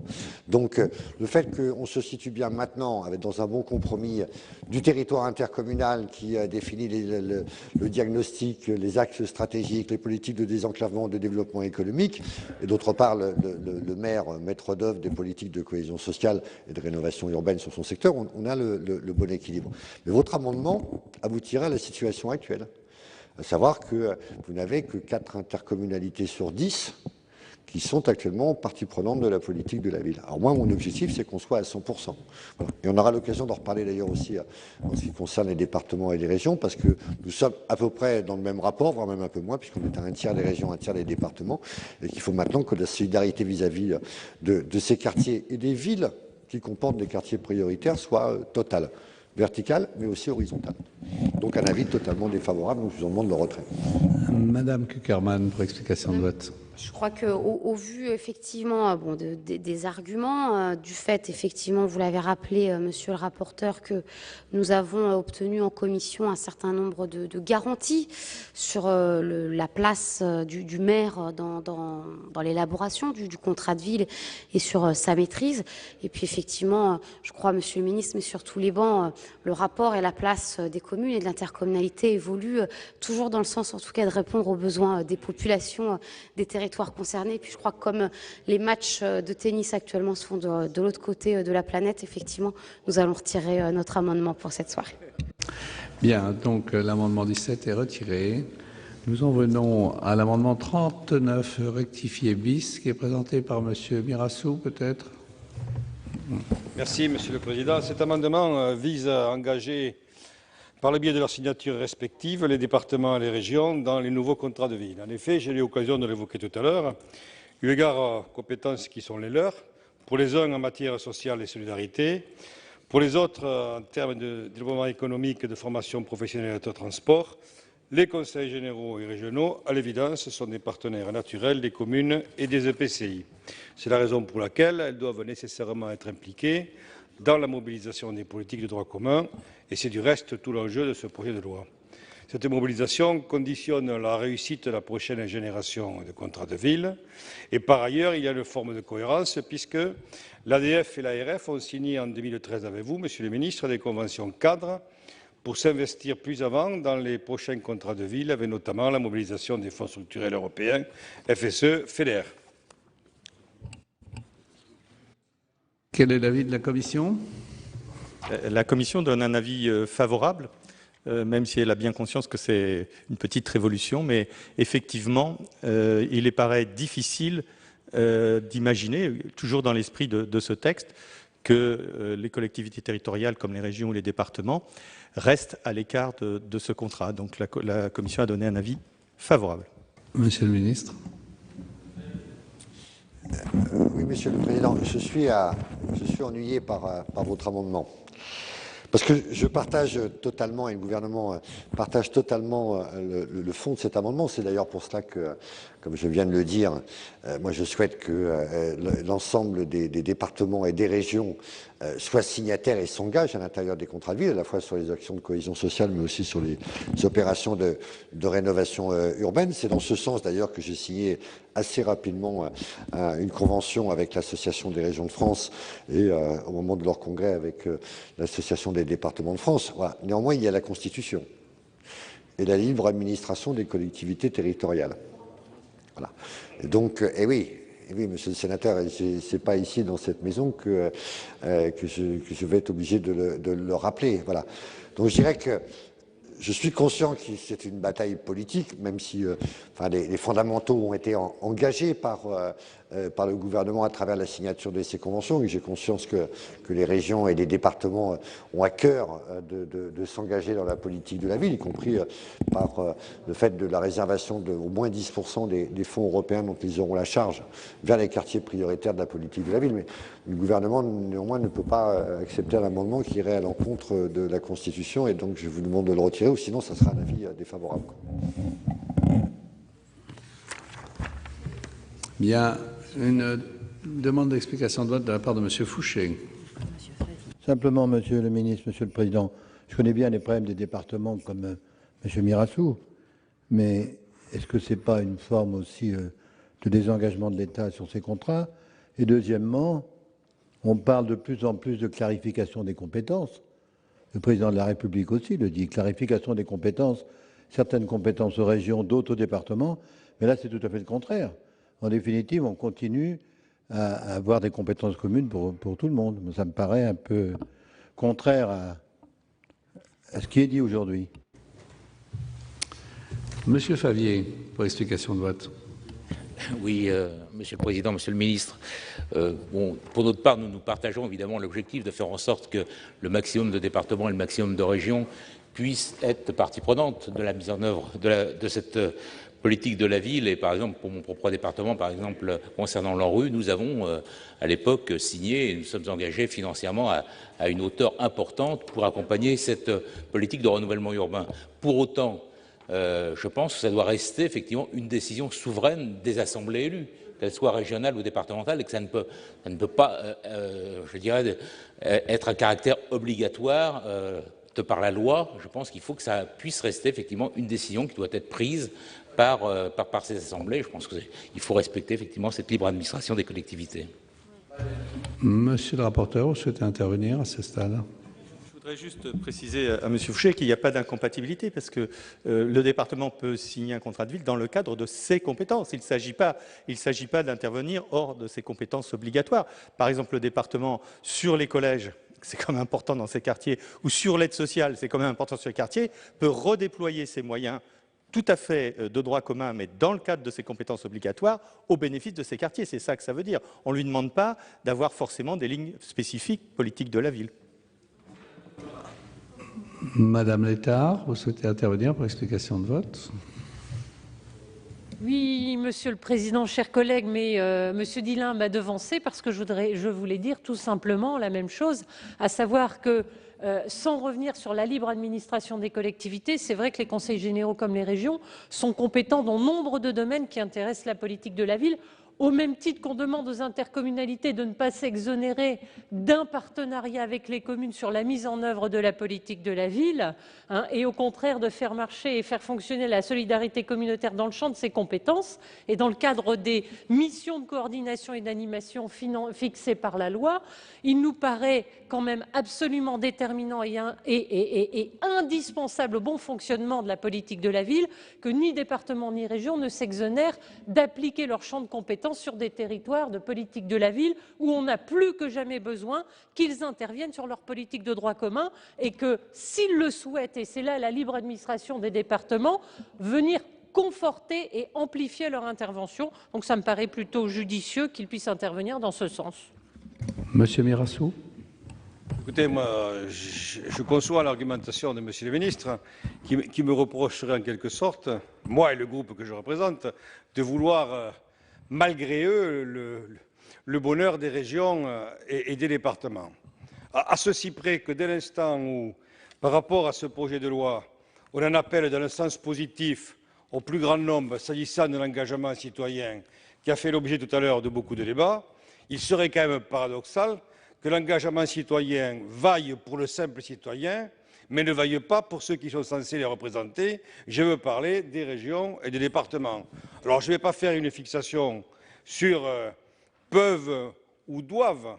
On doit pouvoir se trouver un moyen terme intéressant, mais je retiens quand même ce qu'on dit et exposé tout à l'heure avec beaucoup de lucidité en ce qui concerne le rapporteur et Valérie Létard.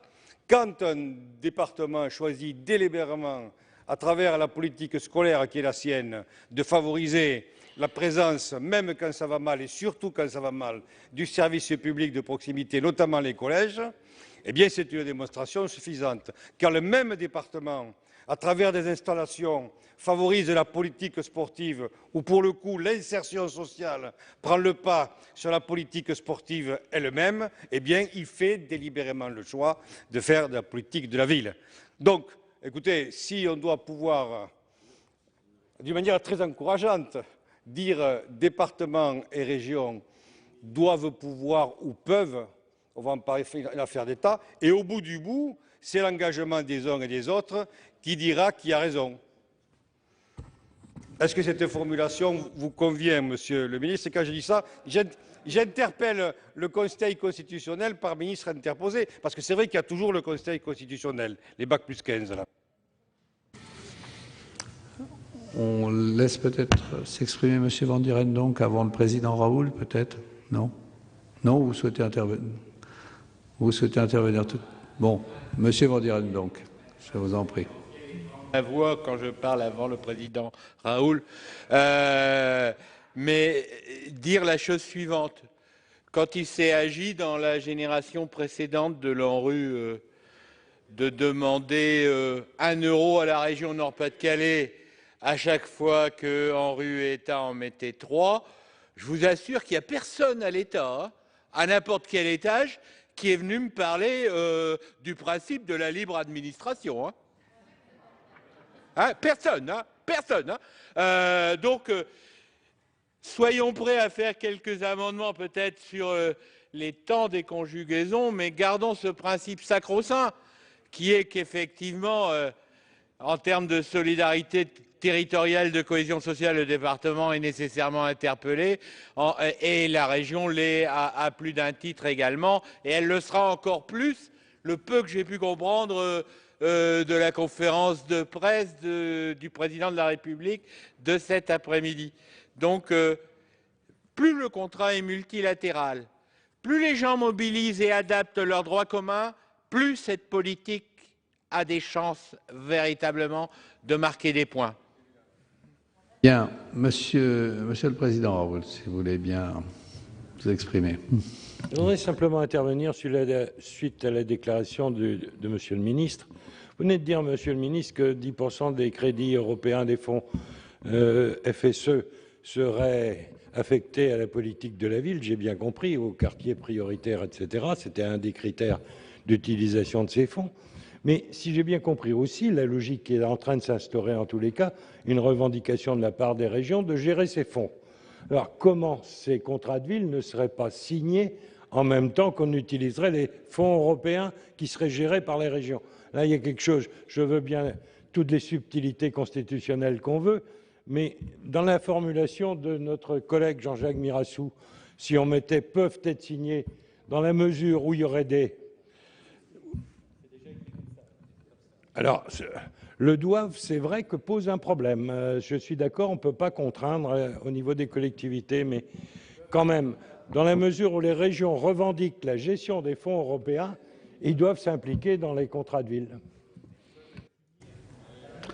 Bien, Monsieur le ministre, si vous souhaitez compléter.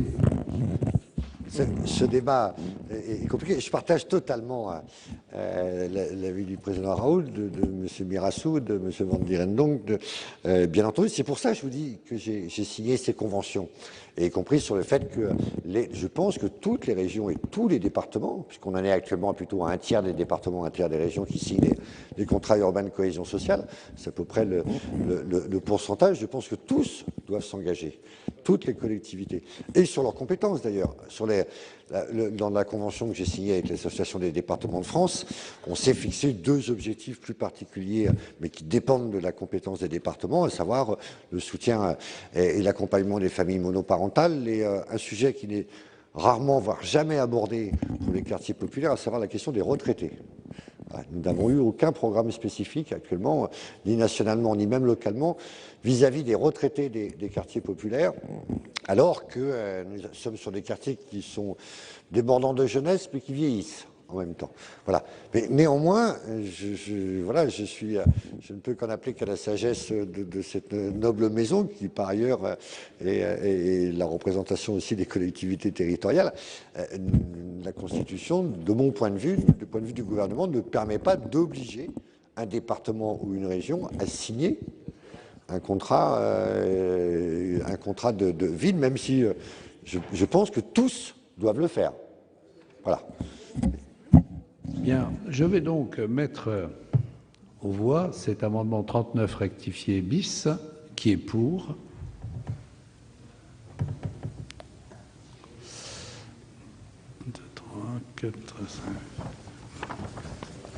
Qui est contre? Qui s'abstient? Donc l'amendement est adopté. Nous en venons au 68 rectifié qui est présenté par M. Dallier. Merci, Monsieur le Président. Monsieur le Ministre, mes chers collègues, cet amendement vise à poser le problème de la future métropole du Grand Paris et de la signature de ces fameux contrats de ville. Alors, je ne prétends pas que l'amendement qui est proposé ici, dans sa rédaction, soit parfait, ni même forcément bien placé dans l'article, puisque je proposais d'insérer une disposition après l'alinéa 1. Mais enfin, faute d'amendement, qu'est-ce que je peux trouver dans cet article qui pourrait se référer à la métropole ou qui serait applicable à la métropole du Grand Paris? À l'alinéa 5, je lis « Sur le territoire intercommunal, l'établissement public de coopération intercommunale compétent », enfin le compétent, on se demande ce qu'il vient faire là d'ailleurs, en matière de politique de la ville, est chargé du diagnostic du territoire, de la définition des orientations, de l'animation et de la coordination du contrat de ville. La métropole du Grand Paris sera le PCI. Donc, j'en conclurai à la lecture de cet alinéa que c'est la métropole du Grand Paris qui sera chargée effectivement du diagnostic, des orientations, de l'animation et de la coordination de chacun des contrats de ville signés sur le territoire de la métropole. À l'échelle de 7 millions d'habitants, ça me semble peut-être un peu compliqué. Si je vais ensuite à l'alinéa 9, je lis qu'en Île-de-France, le représentant de l'État dans la région peut proposer des contrats de ville sur des périmètres différents de ceux des établissements publics de coopération intercommunale. Donc là, on est plutôt dans la liberté la plus totale donnée au préfet, qui pourrait, dans l'espace de la métropole, choisir lui-même, effectivement, de choisir un périmètre communal, intercommunal, enfin, en dehors même des conseils de territoire. Les choses sont assez floues si on s'en tient à la rédaction actuelle. Alors, mon amendement est presque un amendement d'appel, Monsieur le Ministre, mais je pense qu'il faut que vous précisiez la position du gouvernement. Moi, j'ai plutôt tendance à considérer que dans ce périmètre de la métropole du Grand Paris, où toutes les communes ont quand même une taille moyenne relativement importante et où elles sont toutes, en tous les cas celles qui sont concernées, engagées de longue date dans la politique de la ville, est-ce que malgré tout la commune ne reste pas, à quelques exceptions près, j'allais dire, le bon interlocuteur, même pour le travail de diagnostic et de dentelle? Après, il y a le problème du financement, mais en tous les cas, pour effectuer ce travail, est-ce que la commune ne reste pas le meilleur interlocuteur? Ça peut être l'intercommunalité, mais sur une base qui, à mon sens, n'est pas forcément celle du conseil de territoire, parce qu'en Seine-Saint-Denis, on va avoir 3 ou 4 conseils de territoire, c'est-à-dire des plaques de 400, 500 000 habitants. Est-ce que c'est la bonne échelle pour faire ce travail de dentelle? Honnêtement, je n'en suis pas certain. Alors, je n'ai pas une rédaction parfaite, loin de là, mais je pense qu'il faut creuser le sujet et je souhaitais vous entendre sur celui-ci. Monsieur le rapporteur, quel est l'avis de la commission? Oui, alors d'abord, peut-être une rectification, parce que sur la métropole du Grand Paris, la politique de la ville est dans la loi la seule compétence qui est remontée, qui redescend au Conseil de territoire. Donc c'est clair, c'est dans la loi, c'est la seule compétence qui a fait le yo-yo, comme on disait, dans la loi. C'était un amendement que j'ai déposé, qui a été voté ici même. Donc de toute façon, ça concerne plus du tout la métropole du Grand Paris, parce que vous avez raison, à 6,5 millions, faire un contrat de ville, ça me paraît impensable. C'est d'ailleurs la raison pour laquelle j'avais demandé à ce que ça retombe automatiquement dans le Conseil de territoire. Maintenant, la deuxième question, est-ce que le Conseil de territoire est l'échelle la plus pertinente? Je crois que, comme vous, on peut se poser des questions.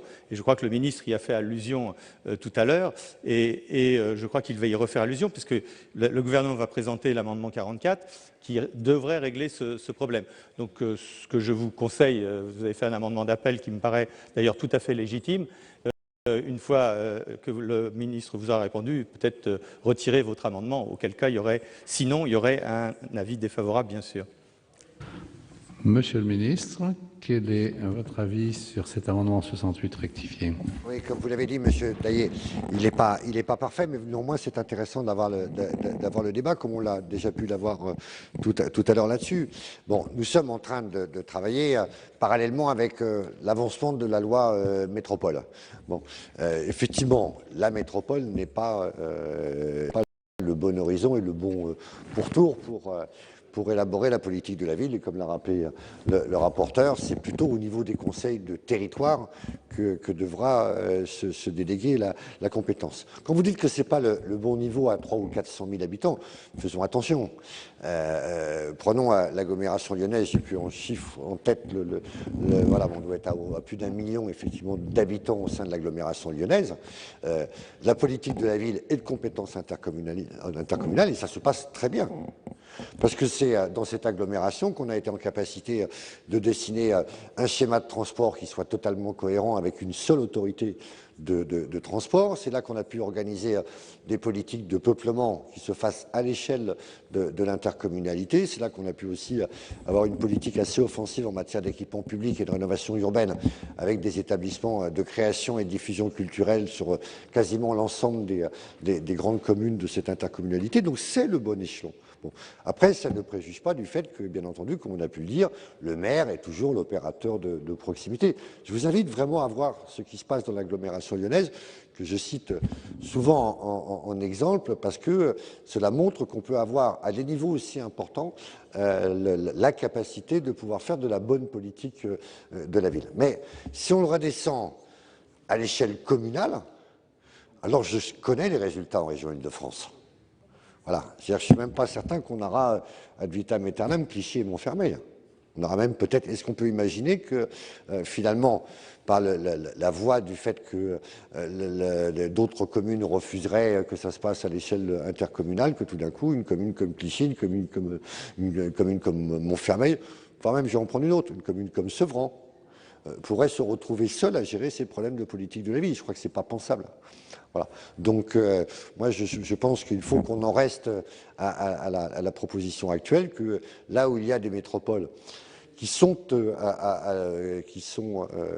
dans la loi, et donc je pense tout particulièrement à la région Île-de-France ou à celle de Marseille, on en reste au conseil de territoire, mais que néanmoins le préfet puisse choisir, parce qu'il peut y avoir des spécificités.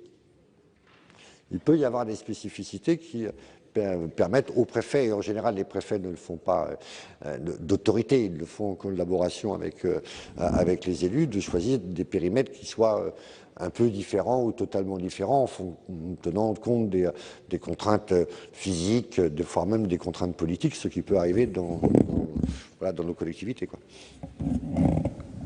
Monsieur Dallier, pour explication de vote. Monsieur le Président, Monsieur le Ministre. Monsieur le Ministre, votre comparaison entre le Conseil de territoire à 3, 4 ou 500 000 habitants dans le Grand Paris et la métropole de Lyon ne vaut pas. Elle n'est pas pertinente. C'est justement parce que je n'ai jamais pensé que découper la Seine-Saint-Denis en 4 ou 5 plaques d'interco nous aiderait à régler nos problèmes, que depuis 2007 et 2008, je plaide pour la métropole du Grand Paris.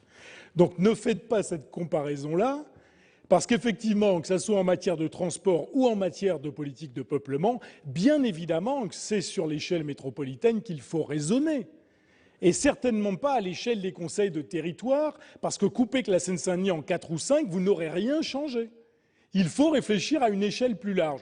Et c'est pour ça que je dis que l'organisation doit être adaptée au territoire si particulier de cette métropole du Grand Paris. C'est là où effectivement, il faut inventer quelque chose de particulier. Alors, effectivement, on redescend au conseil de territoire. Bon, moi je persiste. Après tout, également, tout dépend de quoi on parle. Bien évidemment que si on parle des financements, il n'est pas question de laisser les communes toutes seules. Si on parle de les accompagner, j'allais dire, avec des outils qu'elles ne sont pas capables de se payer, bien évidemment que ce n'est pas la bonne échelle de réflexion. Mais dans l'opérationnel, dans le concret, c'est bien, ça restera le maire et les services de la ville qui vont agir, ça j'en suis persuadé. Donc c'est cette articulation-là qu'il faut que nous élaborions, qu'elle soit la plus pertinente et la plus adaptée au territoire. Alors je vais attendre de vous entendre sur l'amendement du gouvernement, mais voilà, il faut trouver quelque chose sui generis pour cette métropole du Grand Paris. La comparaison avec la métropole de Lyon ne vaut pas si on la rapproche des territoires, des conseils de territoire. Donc, Monsieur le Ministre. Si vous me permettez, Monsieur le Président, parce que ce débat est important. Moi, je vais vous comparer le cas de figure dont vous parliez avec celui de la métropole, en parlant de la taille, puisque vous avez expliqué à un moment qu'à 400 000 habitants, ce n'était pas possible. Je voulais vous prendre l'exemple du Grand Lyon pour vous dire qu'à 1,2 million d'habitants, c'était possible. Bon. Mais néanmoins, je connais la réalité de la région Île-de-France. Bon. Et donc, justement, je veux qu'on puisse, au moment où la loi métropole sera mise en application, et au moment où il y aura des conseils de territoire, qu'on puisse avoir la capacité pour le préfet de région, voilà, parce que je ne vois pas d'autres personnalités qui sont en capacité de le faire, de tout d'un coup regarder en fonction des conseils de territoire quel sera le bon périmètre plus large ou plus étroit. Et dans l'amendement que je présenterai tout à l'heure, il en est de même pour Marseille, où on sait que la mise en place de la métropole est quelque chose de compliqué, que l'unité en plus entre la ville de Marseille, le secteur d'Aix, le bassin de Fos et l'unité n'est encore moins visible que dans la région Île-de-France, et que cette métropole est à construire dans les têtes, politiquement, bon, on ne soit pas freiné. Bon, et que par ailleurs, au regard de ce qui se passe à Marseille, on a de tels problèmes sur la ville de Marseille qu'on sera peut-être obligé de concentrer à un moment sur des points plus précis physiquement de la ville de Marseille. Donc c'est pour se laisser cette souplesse que j'ai introduit cet amendement, pour que le préfet de région puisse, au regard de la loi, de son application, des périmètres de conseil de territoire, pour vous dire. Moi, j'avais pensé à un moment que les bons périmètres pourraient être ceux des CDT en région Île-de-France. Bon, parce que dans les CDT, il y avait la construction collective d'un bassin de vie entre des intercommunalités, voire même des communes, qui se regroupaient et qui se dotaient d'un projet commun. Et c'est ça qui me semblait le plus important. Bon. Mais il y a eu la loi métropole et le périmètre des CDT ne sera pas forcément celui des conseils de territoire. Voilà. Bon. Et donc c'est pour ça que je veux qu'en l'état actuel, on puisse laisser au préfet de la région Île-de-France la souplesse nécessaire pour pouvoir, en fonction des situations qu'il connaît, voilà, pouvoir déterminer des périmètres cohérents et pertinents de politique de la ville, qui ne soient pas des périmètres microscopiques, mais qui soient à l'échelle de ce que nous allons faire dans d'autres intercommunalités hors de la région Île-de-France, où vous avez grosso modo un bassin de vie avec un ou plusieurs centres. Vous pouvez avoir des bassins de vie multipolaires où on puisse avoir un périmètre cohérent pour faire du désenclavement, pour faire du développement économique ou pour faire des politiques de peuplement. Voilà l'idée. Bon. C'est vrai que vous pourriez considérer qu'on laisse une sorte de chèque en blanc au préfet. Bon. Néanmoins, dans la réalité des choses, on sait que le préfet de région, quel qu'il soit d'ailleurs, quelle que soit sa personnalité, a toujours à cœur de trouver les bons périmètres en lien avec les élus. Moi, ce que je veux, c'est qu'on se garde cette souplesse de façon à ce que tout d'un coup, on n'exclut pas une commune, qu'on ne se retrouve pas dans une situation d'un bassin de vie, d'un conseil de territoire qui ne soit pas cohérent avec les bassins de vie, qui empêcherait d'avoir une politique de la ville qui soit la plus harmonieuse et la plus solide possible, quoi. Il m'a semblé comprendre que vous formuliez un retrait, Monsieur Dallier. Oui, bien, merci. L'amendement 68 rectifié est retiré. Nous passons à deux amendements faisant l'objet d'une discussion commune. Tout d'abord, l'amendement 31 présenté par Madame Létard. Oui, Monsieur le Président, Monsieur le Ministre, chers collègues, comme cela a déjà été rappelé, l'article 5 prévoit les modalités de mise en œuvre de la politique de la ville par des contrats de ville conclus à l'échelle intercommunale. Les signataires de ces contrats sont d'une part l'État et ses établissements publics, d'autre part les communes et EPCI à fiscalité propre concernés. L'amendement que je vous propose est assez simple. Il prévoit que le contrat de ville s'appuie sur un projet territorial de cohésion. Ce projet territorial devra être coproduit à l'échelle de l'intercommunalité par tous les partenaires signataires, chacun devant ensuite mettre en œuvre le projet de territoire dans le cadre du contrat au regard de ses compétences. Bien, monsieur le rapporteur, vous présentez votre sous-amendement en même temps que vous donnez votre avis, je suppose. Oui, c'est ça, monsieur le président. La commission a donné un avis favorable parce qu'effectivement, il paraît pertinent d'avoir un projet de territoire. Ça paraît une chose même non seulement pertinente, mais indispensable. Simplement, la commission souhaite un amendement rédactionnel parce que sinon, les choses risquent d'être un petit peu compliquées. C'est-à-dire qu'au début de l'alinéa 4, l'alinéa commence par leur signataire. Donc leur ne désigne plus grand-chose. Donc je propose qu'on remplace leur signataire par les signataires du contrat de ville. D'accord. Monsieur le ministre, quel est votre avis? Avis favorable sous réserve de l'adoption du sous-amendement du rapporteur. Entendu. Donc, s'il n'y a pas de demande de prise de parole, je mets aux voix le sous-amendement 87 qui est pour. L'amendement est adopté et je mets aux voix l'amendement 31 ainsi amendé qui est pour. Même vote. Je vous remercie. Il est adopté. Nous en venons à l'amendement 70 rectifié présenté par Monsieur Van Dieren donc. Facilement prolonger ce que dit ma collègue Madame Létard. Il faut un projet de territoire, il faut associer tous les parties prenantes et il faut que le préfet, et quand ça se justifie, le préfet délégué à la ville, ait des prérogatives déconcentrées qui lui permettent de mobiliser prioritairement le droit commun des différents services déconcentrés et en l'adaptant aux besoins. Dans la pratique, nous le savons tous ici, après quelques heures de vol, le niveau de déconcentration de ces préfets connaît quand même quelques failles au niveau de leurs responsabilités et de l'autorité directe qu'ils peuvent avoir sur certains services déconcentrés. Souvenez-vous, le rapport de la Cour des comptes de juillet sur la politique de la ville avec les zooms des chambres régionales des comptes. Plusieurs exemples extrêmement précis montrent qu'effectivement, on gagnerait à étendre justement l'autorité déconcentrée des préfets en charge de la ville, notamment en ce qui concerne certains ministères.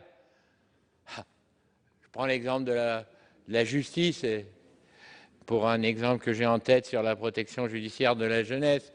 Je pourrais prendre des exemples, bien sûr, dans l'éducation nationale, pour s'en tenir à ceux qui me viennent immédiatement à l'esprit. Donc, je souhaite que les pouvoirs des préfets ou sous-préfets à la ville soient améliorés. D'une manière générale, je participe à ceux qui disent « Oh, l'ANRU, vous ne trouverez pas un maire de gauche, de droite, du centre pour dire que c'est pas bien. » Tous les mêmes vous disent quand même que la machine est trop centralisée. Et donc, tant qu'on y est, descendons avec des seuils, tout ce qui peut être les avenants simplifiés, la souplesse, etc., on s'en trouvera gagné. Jamais un ministre n'a été aussi loin dans la manière de mobiliser le droit commun. Vous pensez bien, après l'intervention que j'ai faite en discussion générale, que si je me permets d'insister, c'est parce que vous êtes là et on est là au cœur d'un problème réel qui explique beaucoup trop de remontées de dossiers encore aujourd'hui. Monsieur le rapporteur, Monsieur Dillin, quel est votre avis sur cet amendement? Oui, alors, je ne voudrais pas reprendre l'expression de M. Van der Endonck quand il est rapporteur en parlant de la crainte révérentielle, c'est ça, dans la voie, mais je suis encore obligé de ne pas donner un avis favorable pour plusieurs raisons. D'abord, il me semble que la mobilisation des budgets opérationnels relève plus du règlement que peut-être de la loi. Et puis deuxièmement, je ne suis pas sûr que ça ne soit pas déjà satisfait puisque vous faites vous-même allusion à des conventions signées. Donc il paraît difficile d'imaginer qu'un préfet n'exécute pas des conventions signées. Donc monsieur à regret, bien sûr, je vous demande le retrait. Monsieur le ministre. Moi-même, je suis très sensible aux préoccupations du sénateur Van der Endonck, qui partage d'ailleurs l'avis de l'ensemble des parlementaires et élus qui sont engagés dans la politique de la ville. Voilà, l'objectif, c'est vraiment cela. Bon. Ces conventions doivent permettre d'être déclinées ensuite sur le terrain, bon, avec toutes les difficultés que nous pourrons rencontrer. Néanmoins, c'est vrai que ces conventions ne sont pas des actes juridiquement opposables. Bon, et donc nous sommes quand même en train de faire la loi. Voilà. Et autant je pense qu'il faut une vigilance politique très très forte sur l'application de ces conventions et sur leur déclinaison.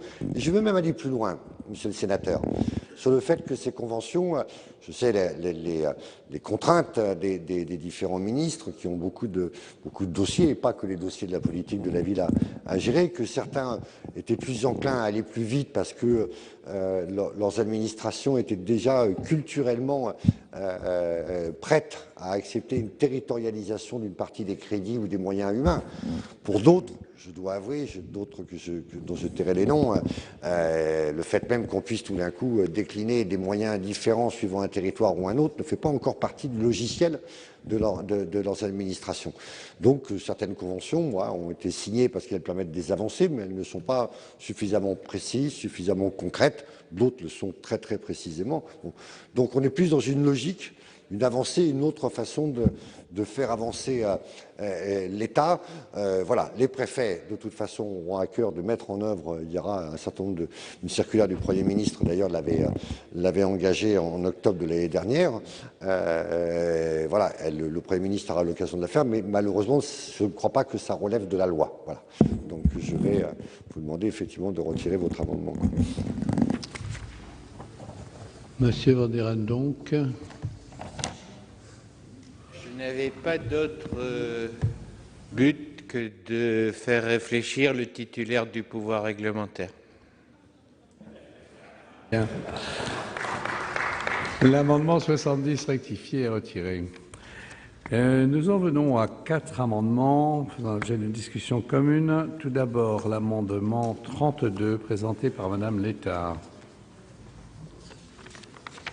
Monsieur le Président, Monsieur le Ministre, chers collègues, toujours concernant la mise en œuvre du contrat ville, il est nécessaire de préciser que l'EPCI met en place le volet intercommunal de ses actions, volet qui sera défini en tenant compte des échelles d'intervention et de la répartition des compétences entre niveau communal et intercommunal. En effet, si la commune reste évidemment le territoire d'action privilégié dans la proximité, il n'en est pas moins nécessaire que l'intercommunalité puisse agir conjointement à la fois sur des actions concernant plusieurs quartiers prioritaires, mais aussi sur des publics prioritaires. Je citais 2 exemples en discussion générale que je connais sur mon territoire et qui sont appliqués de cette manière.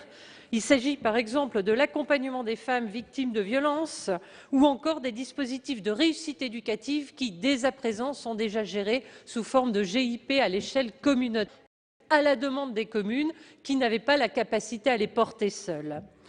Par ailleurs, cet amendement a un second objectif, celui d'introduire la notion de public prioritaire dans les actions menées.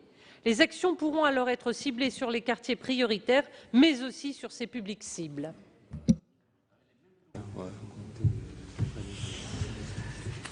Bien, nous passons à l'amendement 88, présenté par M. Dilin, au nom de la Commission des affaires économiques. Merci, Monsieur le Président. Oui, effectivement, l'alinéa 5, parlant des EPCI, dit qu'ils sont compétents, des EPCI compétents en matière de politique de la ville et chargés du diagnostic du territoire, de la définition des orientations, de l'animation et de la coordination des contrats de ville, mais il ne parle pas de l'action que peut faire effectivement un EPCI dans le champ de ses compétences ou dans des champs de portée intercommunale. Donc cet amendement a pour but de préciser que effectivement l'EPCI peut aussi mettre en œuvre des actions relevant de ses compétences et celles de portée intercommunale, ce qui va de soi, mais qui vaut mieux le dire. Du coup, je demanderai aux autres amendements de se rallier, aux autres auteurs des amendements de se rallier à mon amendement qui, je pense, les satisfait. Bien, Monsieur Bécaud, pour l'amendement numéro 6. Oui, Monsieur le Président, Monsieur le Ministre. En effet, il contribue donc compléter cet alinéa à l'article 5, l'alinéa 5, par une phrase ainsi rédigée. Il contribue par ses compétences à la mise en œuvre des actions définies par le contrat de ville. L'établissement public de coopération, c'est ce que vous dites à l'instant, monsieur le rapporteur intercommunal, met lui-même en œuvre des actions définies par le contrat de ville, mais les communes participent à l'élaboration de ce contrat, à la définition des orientations ainsi qu'à la co-animation du contrat de ville. L'objet de cet amendement est donc de prévoir l'articulation entre le PCI et les communes. Et voilà, mais je pense qu'on va un peu dans le même sens. Merci. Bien. Alors, je considère que monsieur le rapporteur a donné son avis. Monsieur le ministre. Oui, je pense qu'effectivement, Monsieur le Président, que l'amendement du rapporteur fait une bonne synthèse avec l'ensemble de ces amendements, donc je pense qu'il serait préférable qu'il soit retiré au profit de l'amendement du rapporteur. Qu'en pense Madame Létard? Alors, Madame Létard, on pense que la première partie de son amendement est bien évidemment satisfaite puisqu'elle est reprise dans l'amendement de Monsieur Dilin et qu'il est donc conforme à cette première partie. La seule chose que je voudrais rappeler, c'est que effectivement, les actions, on précise bien qu'elles peuvent porter sur des quartiers prioritaires ou sur des publics prioritaires. Ce que je voulais rappeler, c'est que lorsque l'on monte, par exemple, des politiques de réussite éducative ou lorsque l'on lutte contre les violences intrafamiliales, on ne s'arrête pas effectivement à la porte du quartier, mais on a bien un diagnostic territorial qui est fait dans le cadre de l'élaboration de nos contrats villes, où on voit bien, et c'est là tout l'intérêt de ces publics prioritaires, c'est que si les violences intrafamiliales, pour prendre que cet aspect-là, dans le TGI du Valenciennois, c'est véritablement une problématique centrale qui converge avec les publics et les quartiers prioritaires.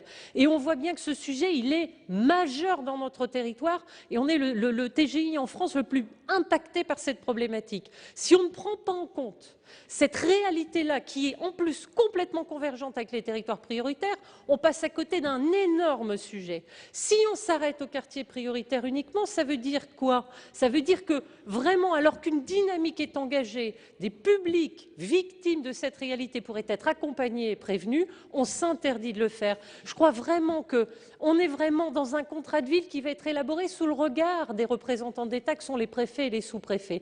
Il n'y aura pas d'abus dans ce cadre-là, mais faisons en sorte que par ce membre de phrase-là, on ne s'interdise pas des sujets qui sont aujourd'hui traités.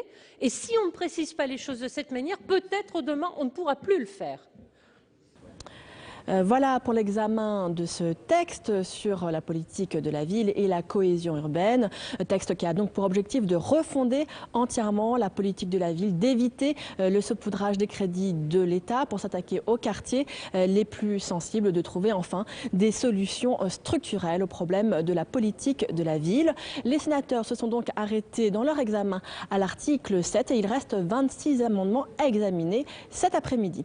Vous pouvez bien sûr toujours voir et revoir toutes les séances sur notre site publicsénat.fr. Prochain rendez-vous de l'actualité parlementaire cet après-midi à 16h30 avec 24 heures Sénat présenté par Delphine Girard.